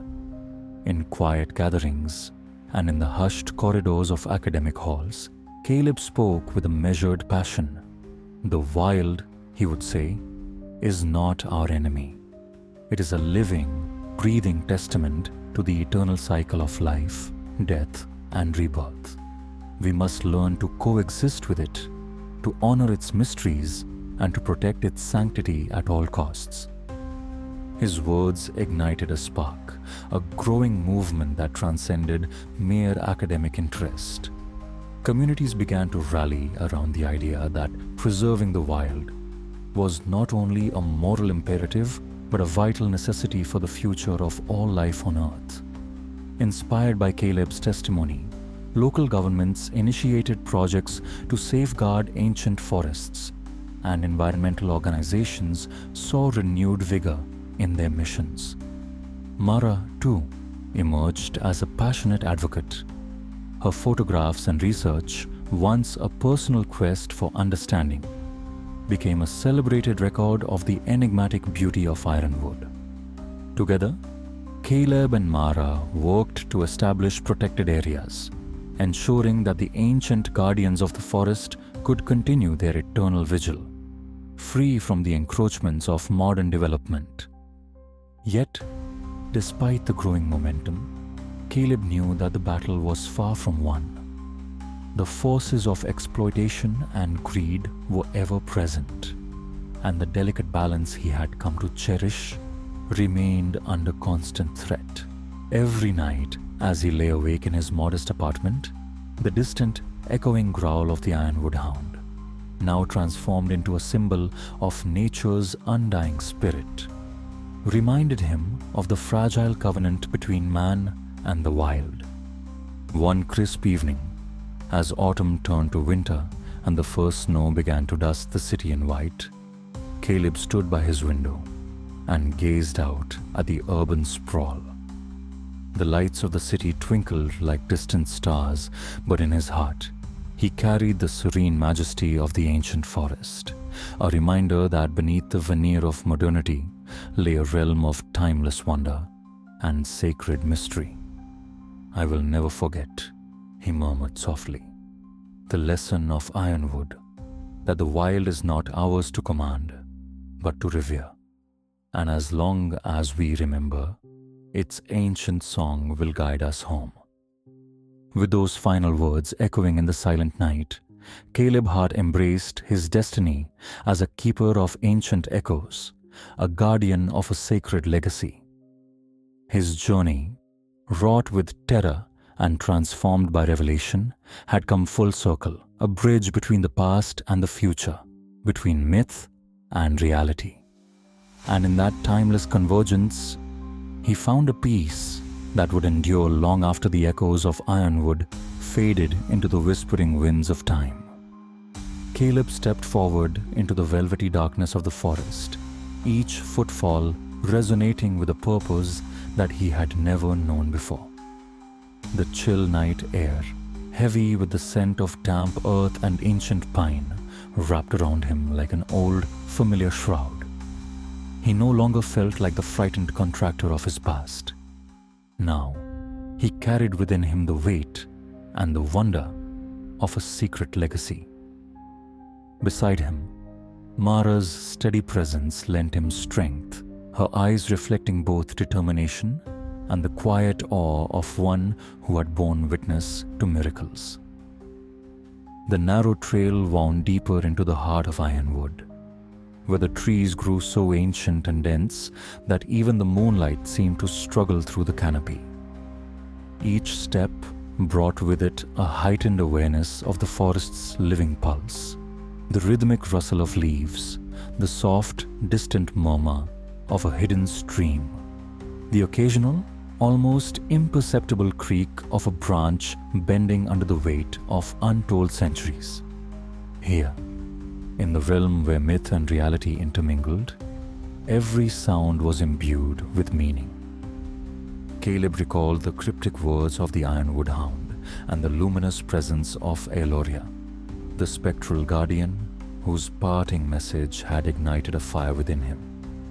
"Share the truth," she had whispered, "so that the sacred balance between man and nature endures." Now, as he walked with Mara through the darkness, he felt that charge more strongly than ever. The forest was not simply a backdrop for his journey. It was an ancient, sentient force pulsing with the echoes of time immemorial. After what seemed like hours, the path opened into a vast clearing. Before them stood an enormous stone edifice, half obscured by creeping vines and centuries of weather. This ancient structure, rumored in local legend as the Pillar of Remembrance, rose like a monument to lost eras. Its surface was carved with intricate symbols, images of roaring beasts, spiraling serpents, crescent moons, and twin burning eyes that seemed to mirror the very gaze of the Ironwood Hound. The sight stirred something deep within Caleb, a blend of dread, wonder, and an almost sacred reverence. Mara's soft voice broke the silence. "This place, it feels like the final key to unlocking the forest's secret language," she murmured, her eyes never leaving the glowing carvings. Caleb approached the pillar slowly, every step measured and respectful. When he reached it, he extended his hand and let his fingertips graze the cool, rough stone. Almost immediately, a deep, resonant hum emanated from the edifice as if the pillar were awakening from a long slumber. The carvings seemed to shimmer in response, and Caleb felt a surge of energy, a rush of visions, memories, and emotions that cascaded through his very being. In an instant, the world around him dissolved into a torrent of images. He saw a primordial forest bathed in the golden light of a nascent sun, where ancient tribes gathered in ritual beneath a sky ablaze with celestial fire. He witnessed shamans adorned in feathers and bones, their voices raised in harmonious chants that reverberated like the heartbeat of the earth. In those visions, the Ironwood Hound appeared again and again, not as a creature of mindless terror, but as a noble sentinel, a guardian of the sacred covenant between humanity and nature. Its eyes, a fierce, burning yellow, were filled with both an unyielding ferocity and a profound sadness, as if it bore witness to the endless cycle of creation and destruction. Time stretched, warped by the intensity of the vision. Caleb felt as though he was suspended between worlds, a single soul caught in the vast tapestry of the forest's ancient memory.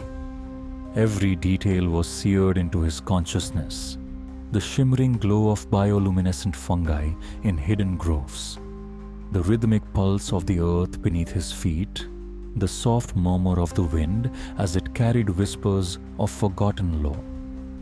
And amidst these overwhelming impressions, a single, clear truth emerged. The covenant between man and the wild was not a burden to bear, but a sacred trust to be honored.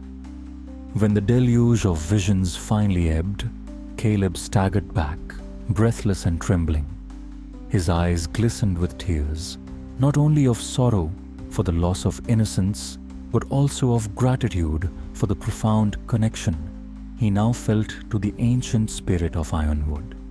Standing beside him, Mara reached out and gently squeezed his hand, offering silent solace in the shared understanding of their transformation.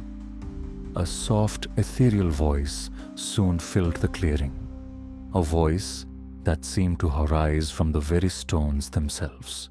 "You have been chosen, Keeper," it intoned, echoing through the still night. From the shadow of the pillar, a luminous figure emerged. It was Eloria, radiant and serene, her presence suffused with an otherworldly glow. Her eyes, deep and ageless, met Caleb's with an intensity that transcended mere mortal emotion. "The truth you have witnessed is the legacy of this forest," she said, her tone both tender and imbued with ancient authority. "Now, you must become its herald." Caleb's heart pounded as he struggled to comprehend the magnitude of her words. "Herald?" he asked softly, his voice quivering. "What does that mean?" Eloria extended her hand, inviting him to join her. "It means that you are now bound to the wild," she explained. "Your chronicle, your very life, will carry the echoes of Ironwood into the future. You must speak its truth so that those who live in the realm of concrete and clamor may remember the sacred song of the earth." For several long moments, the three stood in silence. The only sound was the low, resonant hum of the pillar, which pulsed like the heartbeat of the forest. Then, with deliberate grace, Eloria slowly receded into the shimmering darkness, leaving Caleb and Mara bathed in the soft luminescence of the ancient edifice. "Remember," her fading voice whispered, "the wild is our teacher, and its wisdom is eternal." Determined and emboldened, Caleb and Mara gathered their belongings. They knew that their return to civilization would not mark an end, but rather the beginning of a new chapter. A mission to bridge the gap between modernity and the primordial truths of the natural world. Their journey back was filled with quiet reflection. Every step along the winding path seemed to reaffirm their newfound purpose. The forest, once a realm of unspeakable terror, now radiated a gentle, enduring light, a promise that the ancient covenant would continue to endure if only it were remembered. In the days that followed, Caleb and Mara set about their work with a fervor born of revelation. They returned to the community with their rich, detailed accounts of the sacred rites, the luminous visions, and the solemn charge bestowed upon them by Eloria. Caleb's chronicle, once a solitary document scrawled in moments of isolation and despair, had transformed into a manifesto of hope and reverence, a call to all who had lost touch with the wild to rediscover the ancient bond between man and nature. Public meetings were convened in small town halls where Caleb, with his voice steady and impassioned, recounted his journey with deliberate pauses that allowed the gravity of his words to sink in. "We have not conquered the wild," he would say, "but learned to live with it, as humble guests in a realm of infinite mystery. Let us honor the ancient guardians who have watched over these lands for millennia, and let us remember that the true power of nature lies not in its fury, but in its enduring capacity to heal, to nurture, and to inspire." Mara's evocative photographs and meticulous research found their way into local exhibitions and independent journals, gradually drawing the attention of a wider audience. Environmental groups already aware of the escalating threats of deforestation and unchecked industrial expansion found in their work a clarion call to action. Slowly, a grassroots movement began to coalesce. a collective realization that modern society, in its relentless pursuit of progress, had long neglected the sacred legacy of the earth. Despite the growing momentum, the path ahead remained fraught with challenges. Corporate interests and bureaucratic inertia loomed like dark specters, threatening to silence the ancient voices that Caleb and Mara had so passionately embraced. Every evening, as the neon lights of the city flickered in the distance, Caleb would find himself haunted by memories of the forest. The echoing growl of the Ironwood hound, the luminous eyes of Eloria, and the solemn pulse of the ancient pillar. These recollections were both a source of strength and a reminder of the enduring responsibility that now rested on his shoulders. One bitter winter evening, as frost glazed the windows of his modest apartment in Portland, Caleb received a message from an unexpected source, a local journalist who had long been intrigued by his chronicle. The message was brief, yet its urgency was unmistakable. A major logging company was planning to clear a vast tract of ancient forest near Ironwood, threatening not only the natural habitat, but also the sacred sites that Caleb and Mara had painstakingly documented. The news sent a shudder through Caleb's heart. He knew that the ancient balance they had fought so hard to protect was under immediate threat. Without hesitation, he contacted Mara, and together they resolved to take direct action. Over the ensuing days, they organized a series of clandestine meetings with local environmental groups, indigenous leaders, and even sympathetic officials within regional government agencies. Their goal was clear: to halt the logging operation and to secure legal protection for the ancient tracts of Ironwood. The campaign they mounted was as much a battle of hearts and minds as it was a struggle against cold, hard corporate machinery. At town hall meetings, in quiet corners of rural cafes, and through impassioned public statements, Caleb spoke of the forest not as a commodity to be exploited, but as a living legacy, a sacred trust handed down from generations past. His words, imbued with the raw sincerity of someone who had peered into the abyss and returned transformed, resonated deeply with those who listened. Slowly but surely, a groundswell of opposition began to take shape as people from all walks of life rallied to defend the ancient sanctuaries of Ironwood. Mara's photographs capturing the ethereal beauty of the forest, the glimmering dew on gnarled branches, the play of light and shadow on ancient stone, became powerful symbols of resistance. They were featured in independent magazines and circulated on social media, igniting debates and drawing the attention of conservationists far beyond the local community. The logging company, sensing mounting public pressure and the potential for legal challenges, hesitated. For a time, it seemed that the voices of the wild, carried on the shoulders of Caleb and Mara, were beginning to triumph over the forces of exploitation. Yet, the battle was far from over. Each public victory was tempered by the harsh reality that the modern world, with all its technological prowess and economic might, was relentless in its pursuit of profit. Caleb knew that even if the immediate threat could be diffused, the ancient covenant he had come to cherish would always be at risk.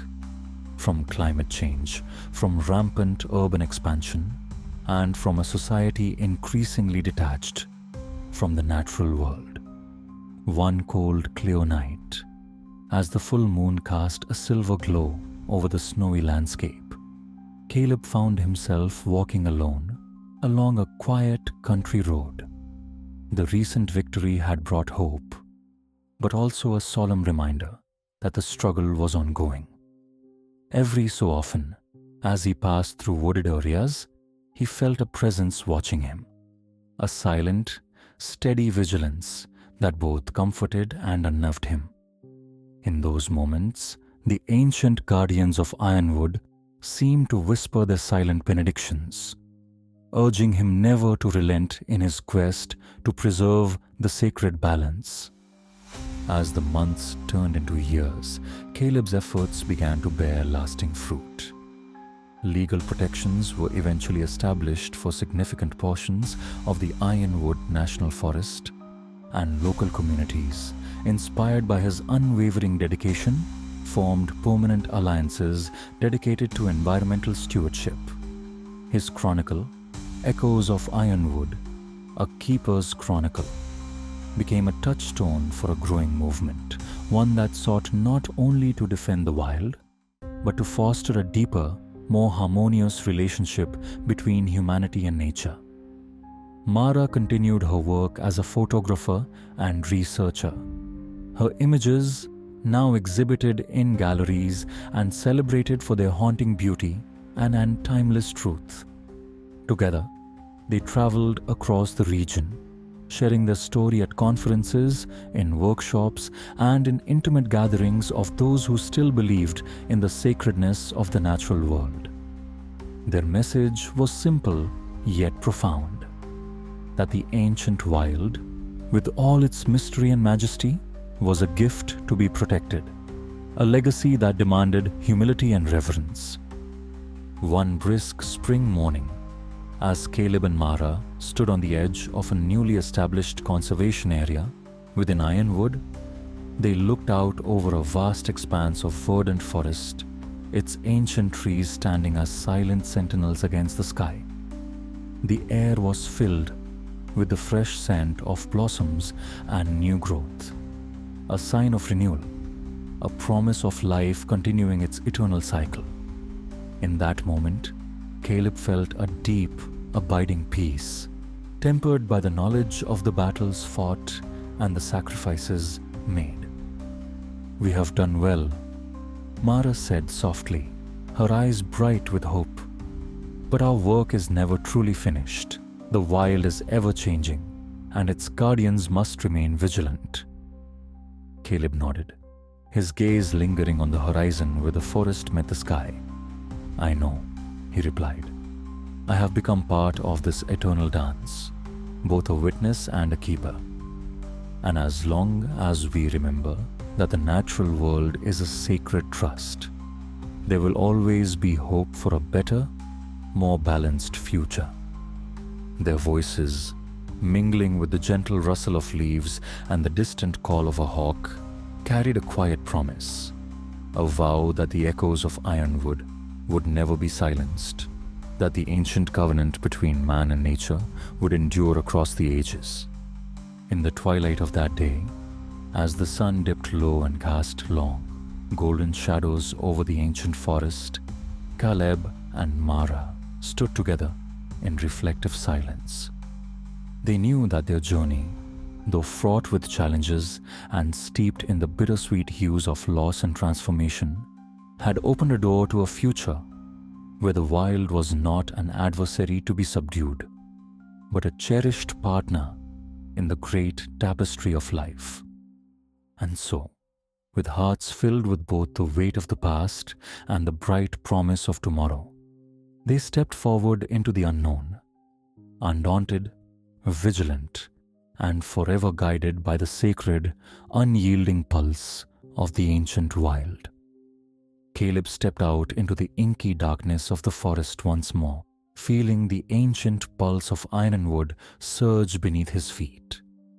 The night was deep and still, yet every sound, the whisper of a cold wind, the rustle of leaves, the distant call of a lone owl, seemed to carry the weight of countless forgotten secrets.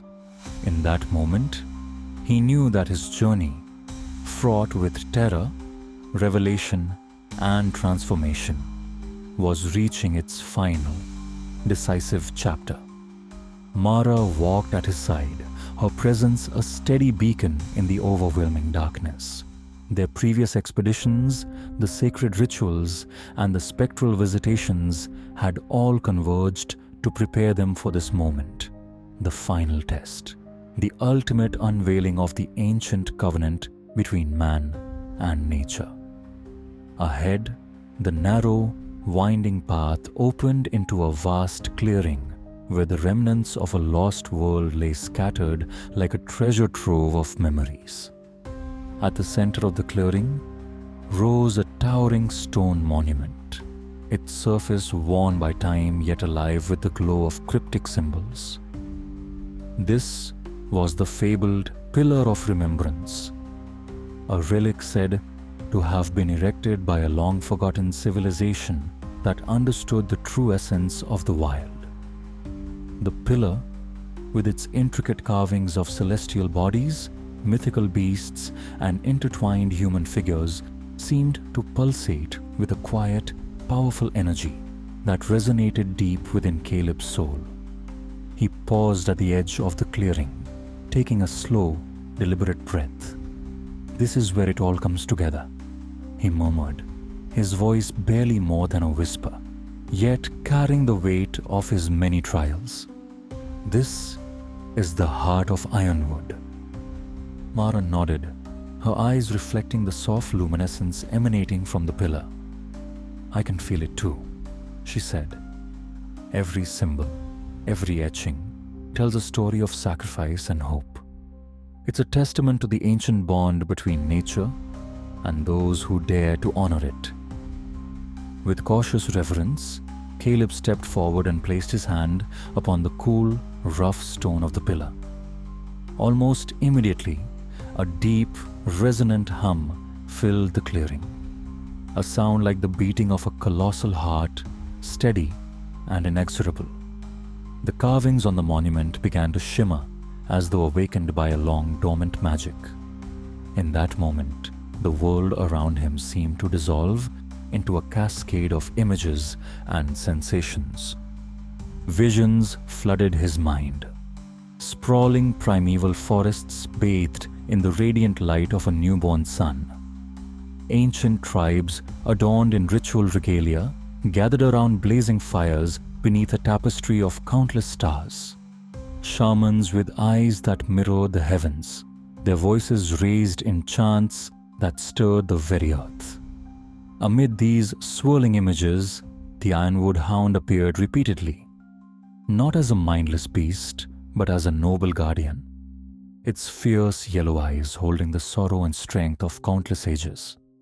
Caleb saw the wild in its raw, unyielding beauty and felt its unspoken promise that nature, in all its mystery, was eternal.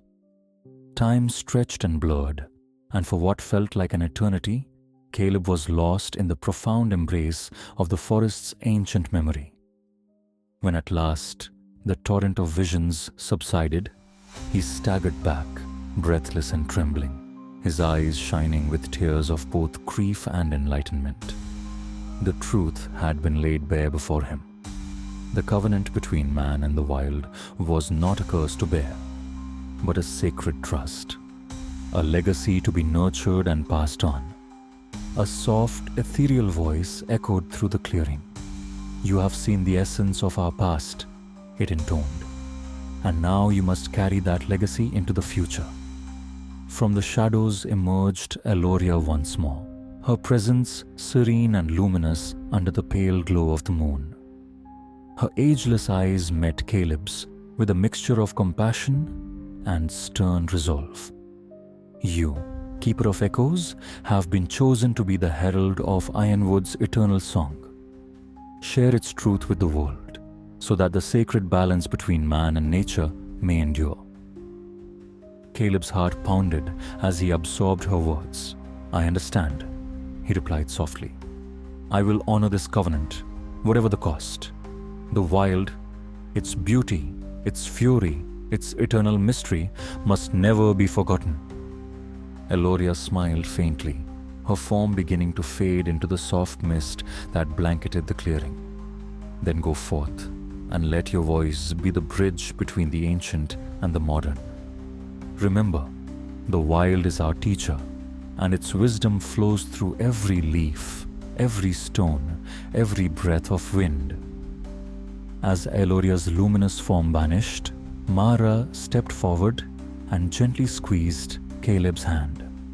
Together, they stood in silent communion with the ancient monument, the cool night air and the quiet hum of the forest surrounding them like a protective shroud. The visions, the revelations, and the solemn charge they had received had transformed them. They were no longer mere wanderers or seekers of forbidden knowledge. They were now guardians of a sacred legacy. Determined to bring the truth of Ironwood to the wider world, Caleb and Mara began their long journey back. The path was familiar, yet filled with an ineffable solemnity. Every step seemed to echo with the heartbeat of the forest. Every rustle of leaves a reminder of the eternal covenant they now carried in their souls. As they retraced their steps along the winding trail, the cool night gradually gave way to the soft light of dawn, and the forest, ever watchful, whispered its silent benedictions. Back in civilization, life resumed its relentless pace, but for Caleb and Mara, nothing would ever be the same again. Their return was marked not by the mundane clamor of city life, but by a quiet determination to become voices of change. Caleb's chronicle, now richer with the sacred insights of the Pillar of Remembrance, was published and circulated among scholars, environmentalists, and kindred spirits. Public lectures, intimate discussions, and impassioned interviews followed, each one reinforcing the message that nature was not a resource to be exploited, but a living, breathing entity, deserving of respect and reverence. In one such lecture, held in a modest community hall beneath flickering warm lights, Caleb stood before an audience of attentive faces. His voice, imbued with the gravitas of someone who had stared into the abyss and returned, resonated with quiet power. "The wild is our oldest teacher," he declared. "Its lessons are etched in every ancient stone, whispered by every rustling leaf. We must not only listen, but also act, to protect the sanctuaries that hold the echoes of our past and to ensure that the balance between humanity and nature is preserved for generations to come." The audience was silent, captivated by his earnest plea, the weight of his journey palpable in every measured word. Many in that room had felt deep down the slow erosion of the natural world, the creeping encroachment of concrete and steel upon the sacred spaces of the earth. Caleb's testimony, raw and unfiltered, rekindled a spark of hope and a call to action. Mara's photographic exhibitions, which showcased the haunting beauty of Ironwood, its ancient groves, luminous fungi, and spectral guardians, further amplified their message. Her images, rich with symbolism and emotion, spoke to the hearts of those who viewed them, igniting a collective desire to protect the wild and restore the forgotten balance between man and nature. Yet, even as their work began to inspire a quiet revolution, Caleb never forgot the solemn responsibility that lay ahead. Each night, as he lay awake in his modest apartment in Portland, the distant echo of the Ironwood hound's growl and the shimmering visage of Eloria returned to him, a persistent reminder that the sacred covenant was fragile and ever under threat. The forces of exploitation, driven by insatiable greed and heedless progress, loomed like dark shadows over the ancient forests, threatening to unravel the delicate threads of the natural world. One crisp winter night, as frost glazed the windows and the city's lights flickered like distant stars, Caleb received a call from a local environmental coalition. A major corporation was planning to raze a large section of Ironwood to build a sprawling industrial complex, an act that would irreparably damage the sanctity of the forest. The news struck Caleb with a cold, shattering force. His heart raced as he listened to the details, a relentless assault on the wild, an attempt to silence the ancient voices he had come to cherish. Determined to act, Caleb rallied his allies. Meetings were convened in the quiet corners of local cafes and community centers.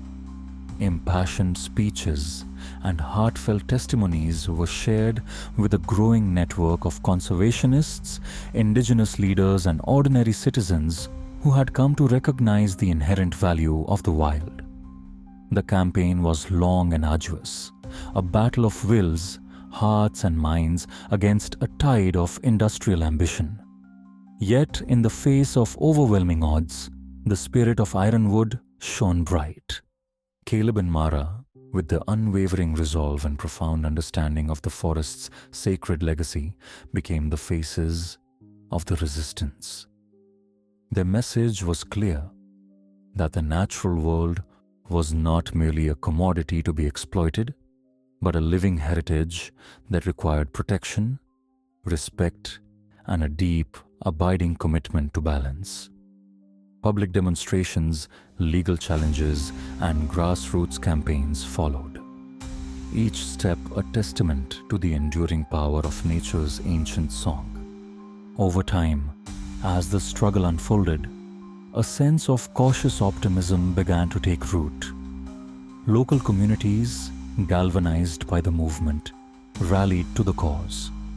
Slowly, through relentless effort and the undeniable evidence of the ancient covenant etched in every stone and whispered by every breeze, the corporation was forced to reconsider its plans.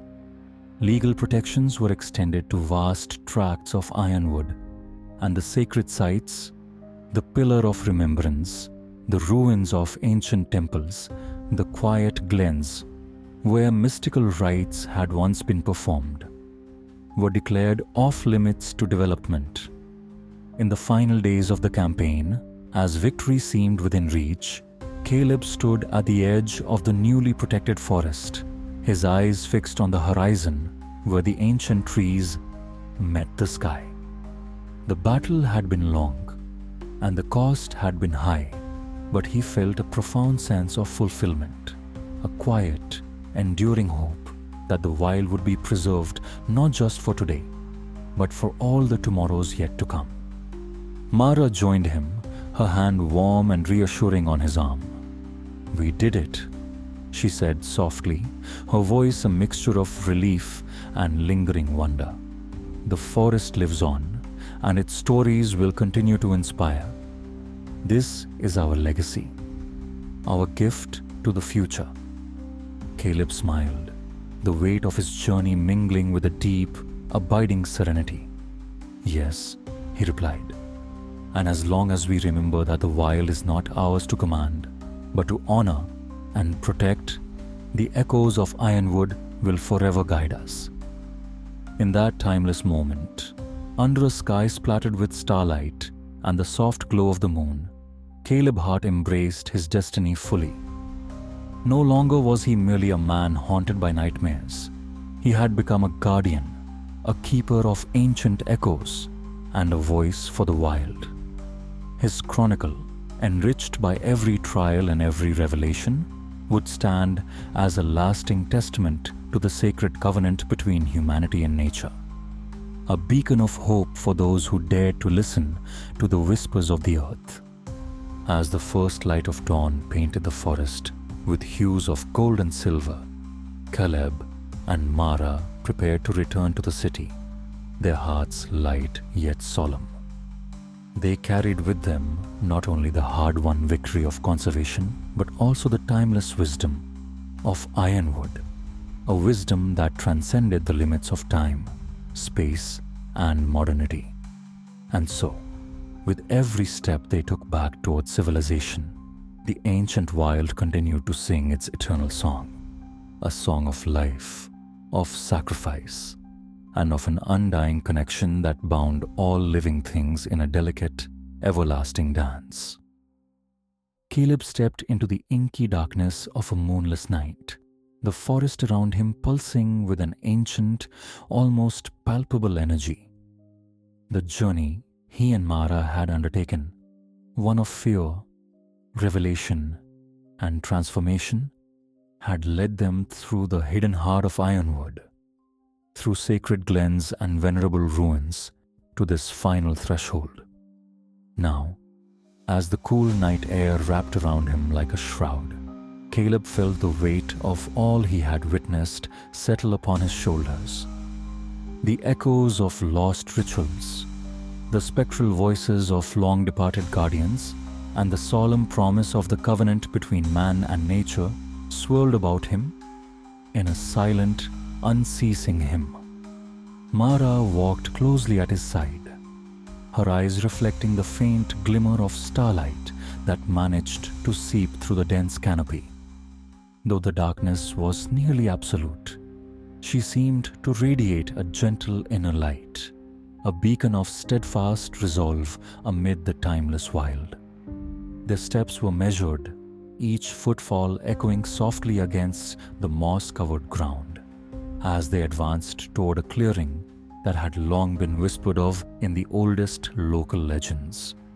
Before them, the forest opened into a vast, natural amphitheater.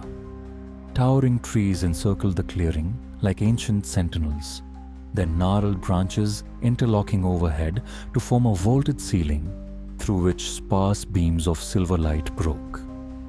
At the center of the clearing stood a monumental stone structure, the final relic of a bygone civilization that had once revered the wild as a living, breathing force. This was the altar of Requiem, a vast, weathered slab of granite inscribed with intricate carvings depicting scenes of cosmic birth, heroic sacrifice, and the eternal dance between creation and decay. Caleb paused at the threshold of the clearing, feeling his heart hammer against his ribcage. Every inch of the altar's surface seemed imbued with the weight of time. Figures in ritualistic garb, shamans with eyes that burned like the stars, warriors clutching sacred symbols, and mysterious entities with outstretched hands were etched into the stone. The scenes depicted a saga that spanned millennia, the forging of a covenant between humanity and the wild, the rites of passage that transformed fearful souls into keepers of ancient wisdom, and the ceaseless interplay between light and darkness that governed all life. Mara's voice, soft yet resolute, broke the silence. This is the final testament, she whispered, her breath visible in the cool air. The altar holds the story of those who came before us, the ones who understood that the wild is not ours to command, but to cherish and protect. Caleb slowly approached the altar, every step weighted with reverence. He extended a trembling hand and pressed it against the cool, rough granite. In that moment, a deep hum resonated through the ground, a sound as old as the earth itself. The carvings on the altar began to shimmer faintly, as if awakened by the touch of a kindred spirit. The forest around them fell into an expectant hush, the natural world holding its breath. Almost immediately, a torrent of visions overwhelmed Caleb. He saw himself not as the solitary man he had once been, but as a part of an unending tapestry, a single thread interwoven with the lives of ancient peoples, with the rise and fall of forgotten empires, with the eternal cycle of nature. In his vision, the forest burst forth in radiant glory, endless groves bathed in the golden light of dawn, rivers that sang with the clarity of pure crystal, and skies swirling with the vibrant hues of celestial fire. He saw rituals performed under blood-red moons, sacrifices made with hearts full of both hope and despair, and figures, noble, enigmatic, who chanted in a language older than words. Among these visions, the Ironwood hound appeared once more. But now, it was not a creature of terror, but a majestic guardian, a living symbol of the covenant. Its eyes, fierce and luminous, spoke of sorrow and resilience. Its powerful form moved with the grace of a creature both wild and wise. Caleb felt the full force of the creature's message, that the wild, with all its enigmatic beauty and unyielding power, was a sacred trust entrusted to those who dared to remember. Time blurred as the vision deepened. Caleb experienced not only the external wonders of the ancient world, but also an internal metamorphosis. He felt the stirring of old memories, the echoes of long-forgotten promises, and the quiet, unwavering pulse of a truth that transcended fear. In that luminous moment, he understood that the covenant was a living legacy, a bond between every creature, every tree, every gust of wind, and the human heart. It was a promise that as long as man respected the wild would endure. That in the deepest shadows of despair, there remained a flicker of hope, a sacred spark waiting to be nurtured. When the overwhelming cascade of visions finally subsided, Caleb staggered back, breathless and transformed. His eyes were wide with both awe and sorrow, and tears streaked down his face, tears not solely of pain, but of profound recognition and acceptance. He turned to Mara, who watched him with an expression that was both tender and resolute. "We are the keepers now," he murmured, his voice thick with emotion. "We must carry this legacy forward, so that the echoes of Ironwood will never fade into silence." A gentle breeze stirred the clearing, and in its soft murmur, Caleb thought he heard a familiar comforting whisper, a benediction from the ancient forest itself. The sound seemed to say, without words, that his sacrifice, his journey, and his transformation were not in vain. The wild was eternal, and its secrets would continue to guide those who were brave enough to listen. For several long moments, Caleb and Mara stood in silent communion with the altar. The night around them seemed to pulse with the quiet rhythm of a sacred heartbeat. Slowly, as if reluctant to break the fragile spell, they stepped back from the monument, each taking one last, lingering look at the glowing carvings. In that moment, they understood that the forest, in all its immeasurable mystery, had chosen them, not merely as survivors, but as heralds of a truth that spanned beyond the confines of time. Determined to honor their charge, they began their journey back along the winding trail. The forest was quieter now, as though offering them a path of gentle reassurance. Every step was imbued with the sacred knowledge they had received, a silent vow to protect the fragile covenant between man and nature. The mist gradually lifted, and the first tentative rays of dawn broke through the canopy, casting a pale, hopeful light over the ancient trees. Returning to civilization, Caleb and Mara found that nothing could ever be the same again. Their experiences had irrevocably altered the way they saw the world. A world where the wild was not a relic of the past, but a vibrant, pulsing force that continued to shape lives. Caleb's chronicle, now enriched with the sacred insights of the altar, was distributed among scholars, environmentalists, and curious souls who dared to dream of a future in harmony with the natural world. In quiet lecture halls and intimate gatherings, Caleb spoke of the eternal covenant with a voice that was both gentle and unyielding. "The wild," he declared, "is not merely an expanse of untamed land. It is a living, breathing testament to our shared history, a legacy that has been passed down through the ages. We are not the masters of nature, but its humble stewards. It is our duty, our sacred responsibility, to honor and protect this ancient bond."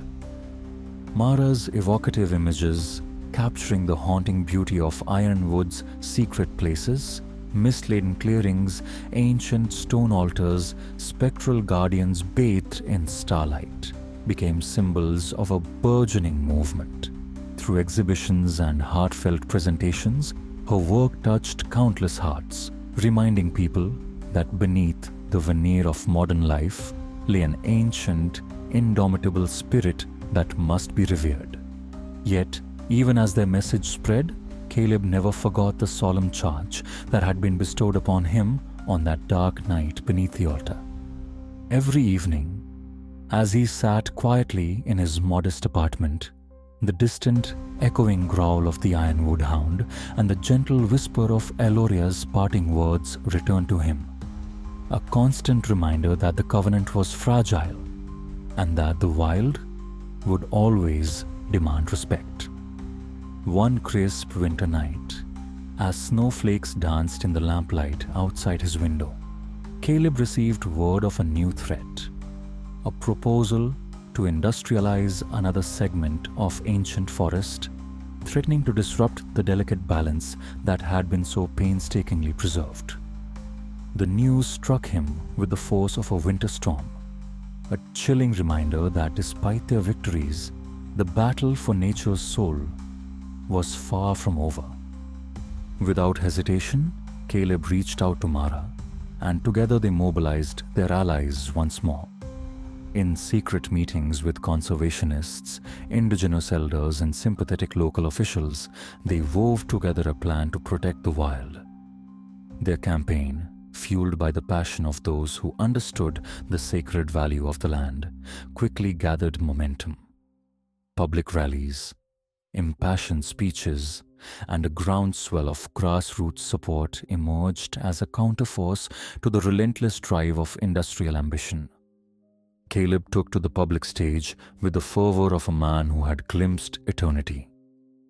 "The wild is our heritage," he proclaimed at a rally under a starry sky, his voice resonating through the crisp air. "It is a source of endless wisdom, a living connection to the beginning of time. We must stand together to protect this legacy, not just for ourselves, but for every living soul that depends on the earth's delicate balance." As the movement gained traction, the forces of exploitation began to waver under the weight of public opposition. Legal battles ensued. Negotiations were held in smoke-filled rooms, and slowly, protections were extended to the ancient tracts of Ironwood that had inspired so much awe and reverence. Though the struggle was arduous and the cost immense, the voices of the wild, echoing through the hearts of those who dared to remember, could not be silenced. In the midst of this tumult, Caleb often found solace in the quiet moments. He would return, now and again, to the edge of Ironwood, where the ancient trees whispered in the night, and the memories of the altar still glowed faintly in the darkness. There, beneath the endless canvas of starlight, he would close his eyes and listen to the rustle of the leaves, to the soft cadence of the wind, and to the eternal echo of the wild's unbroken song. On one such night, as a gentle snowfall blanketed the forest in a hushed silence, Caleb stood alone on a familiar ridge. The world below, with its clamor and chaos, seemed distant and inconsequential compared to the profound, enduring beauty of the ancient wild. In that quiet solitude, he vowed to continue his mission, to be a guardian of the sacred covenant, a keeper of the echoes that had transformed his very soul. Mara, ever his steadfast companion, joined him on the ridge. Together they watched as the first light of dawn broke over the horizon, casting long shadows and illuminating the timeless majesty of Ironwood. "We have witnessed wonders that few can comprehend," Mara said softly, her voice carrying the weight of both hope and responsibility. "Our journey is not just about defending these lands, but about reminding the world that there is a deeper truth, a truth written in every leaf, every stone, every breath of wind." Caleb nodded, his eyes fixed on the rising sun. "Our legacy must endure," he replied.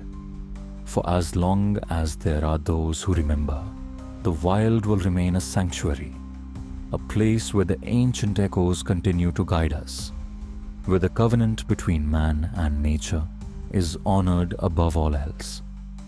And so, with hearts intertwined and spirits emboldened by the sacred revelations of Ironwood, Caleb and Mara stepped forward into a future both uncertain and full of promise. Their journey had come full circle, from a solitary haunted soul to a guardian of ancient truths, from the terror of forgotten rites to the triumphant cry of a movement dedicated to preserving the eternal wild. The story of Ironwood, once a whisper in the darkness, now blazed like a beacon across the landscape of time, a timeless reminder that the natural world, with all its mystery and majesty, is a legacy that belongs to us all. As the sun rose higher, bathing the ancient forest in a cascade of golden light, Caleb felt a serene certainty settle in his heart. He knew that the echoes of Ironwood would forever resonate, a perpetual song of life, sacrifice, and hope. And though the challenges of the modern world would continue to press against the fragile boundaries of nature, as long as there were guardians like him and Mara to heed the call of the wild, the ancient covenant would endure. In that final transcendent moment, as the world awakened to a new day, Caleb Hart embraced his destiny completely. No longer was he merely a man who had once been haunted by nightmares. He had become a living testament to the enduring power of nature, a keeper of ancient echoes, a herald of the wild, and a guardian of the sacred trust that binds us all to the earth. The legacy of Ironwood was not a relic of the past, but a vibrant, evolving force, a force that would continue to shape the future in quiet, unyielding ways. And as Caleb and Mara turned their eyes toward the horizon, they knew that the eternal song of the wild would guide them forward, lighting the path for generations to come.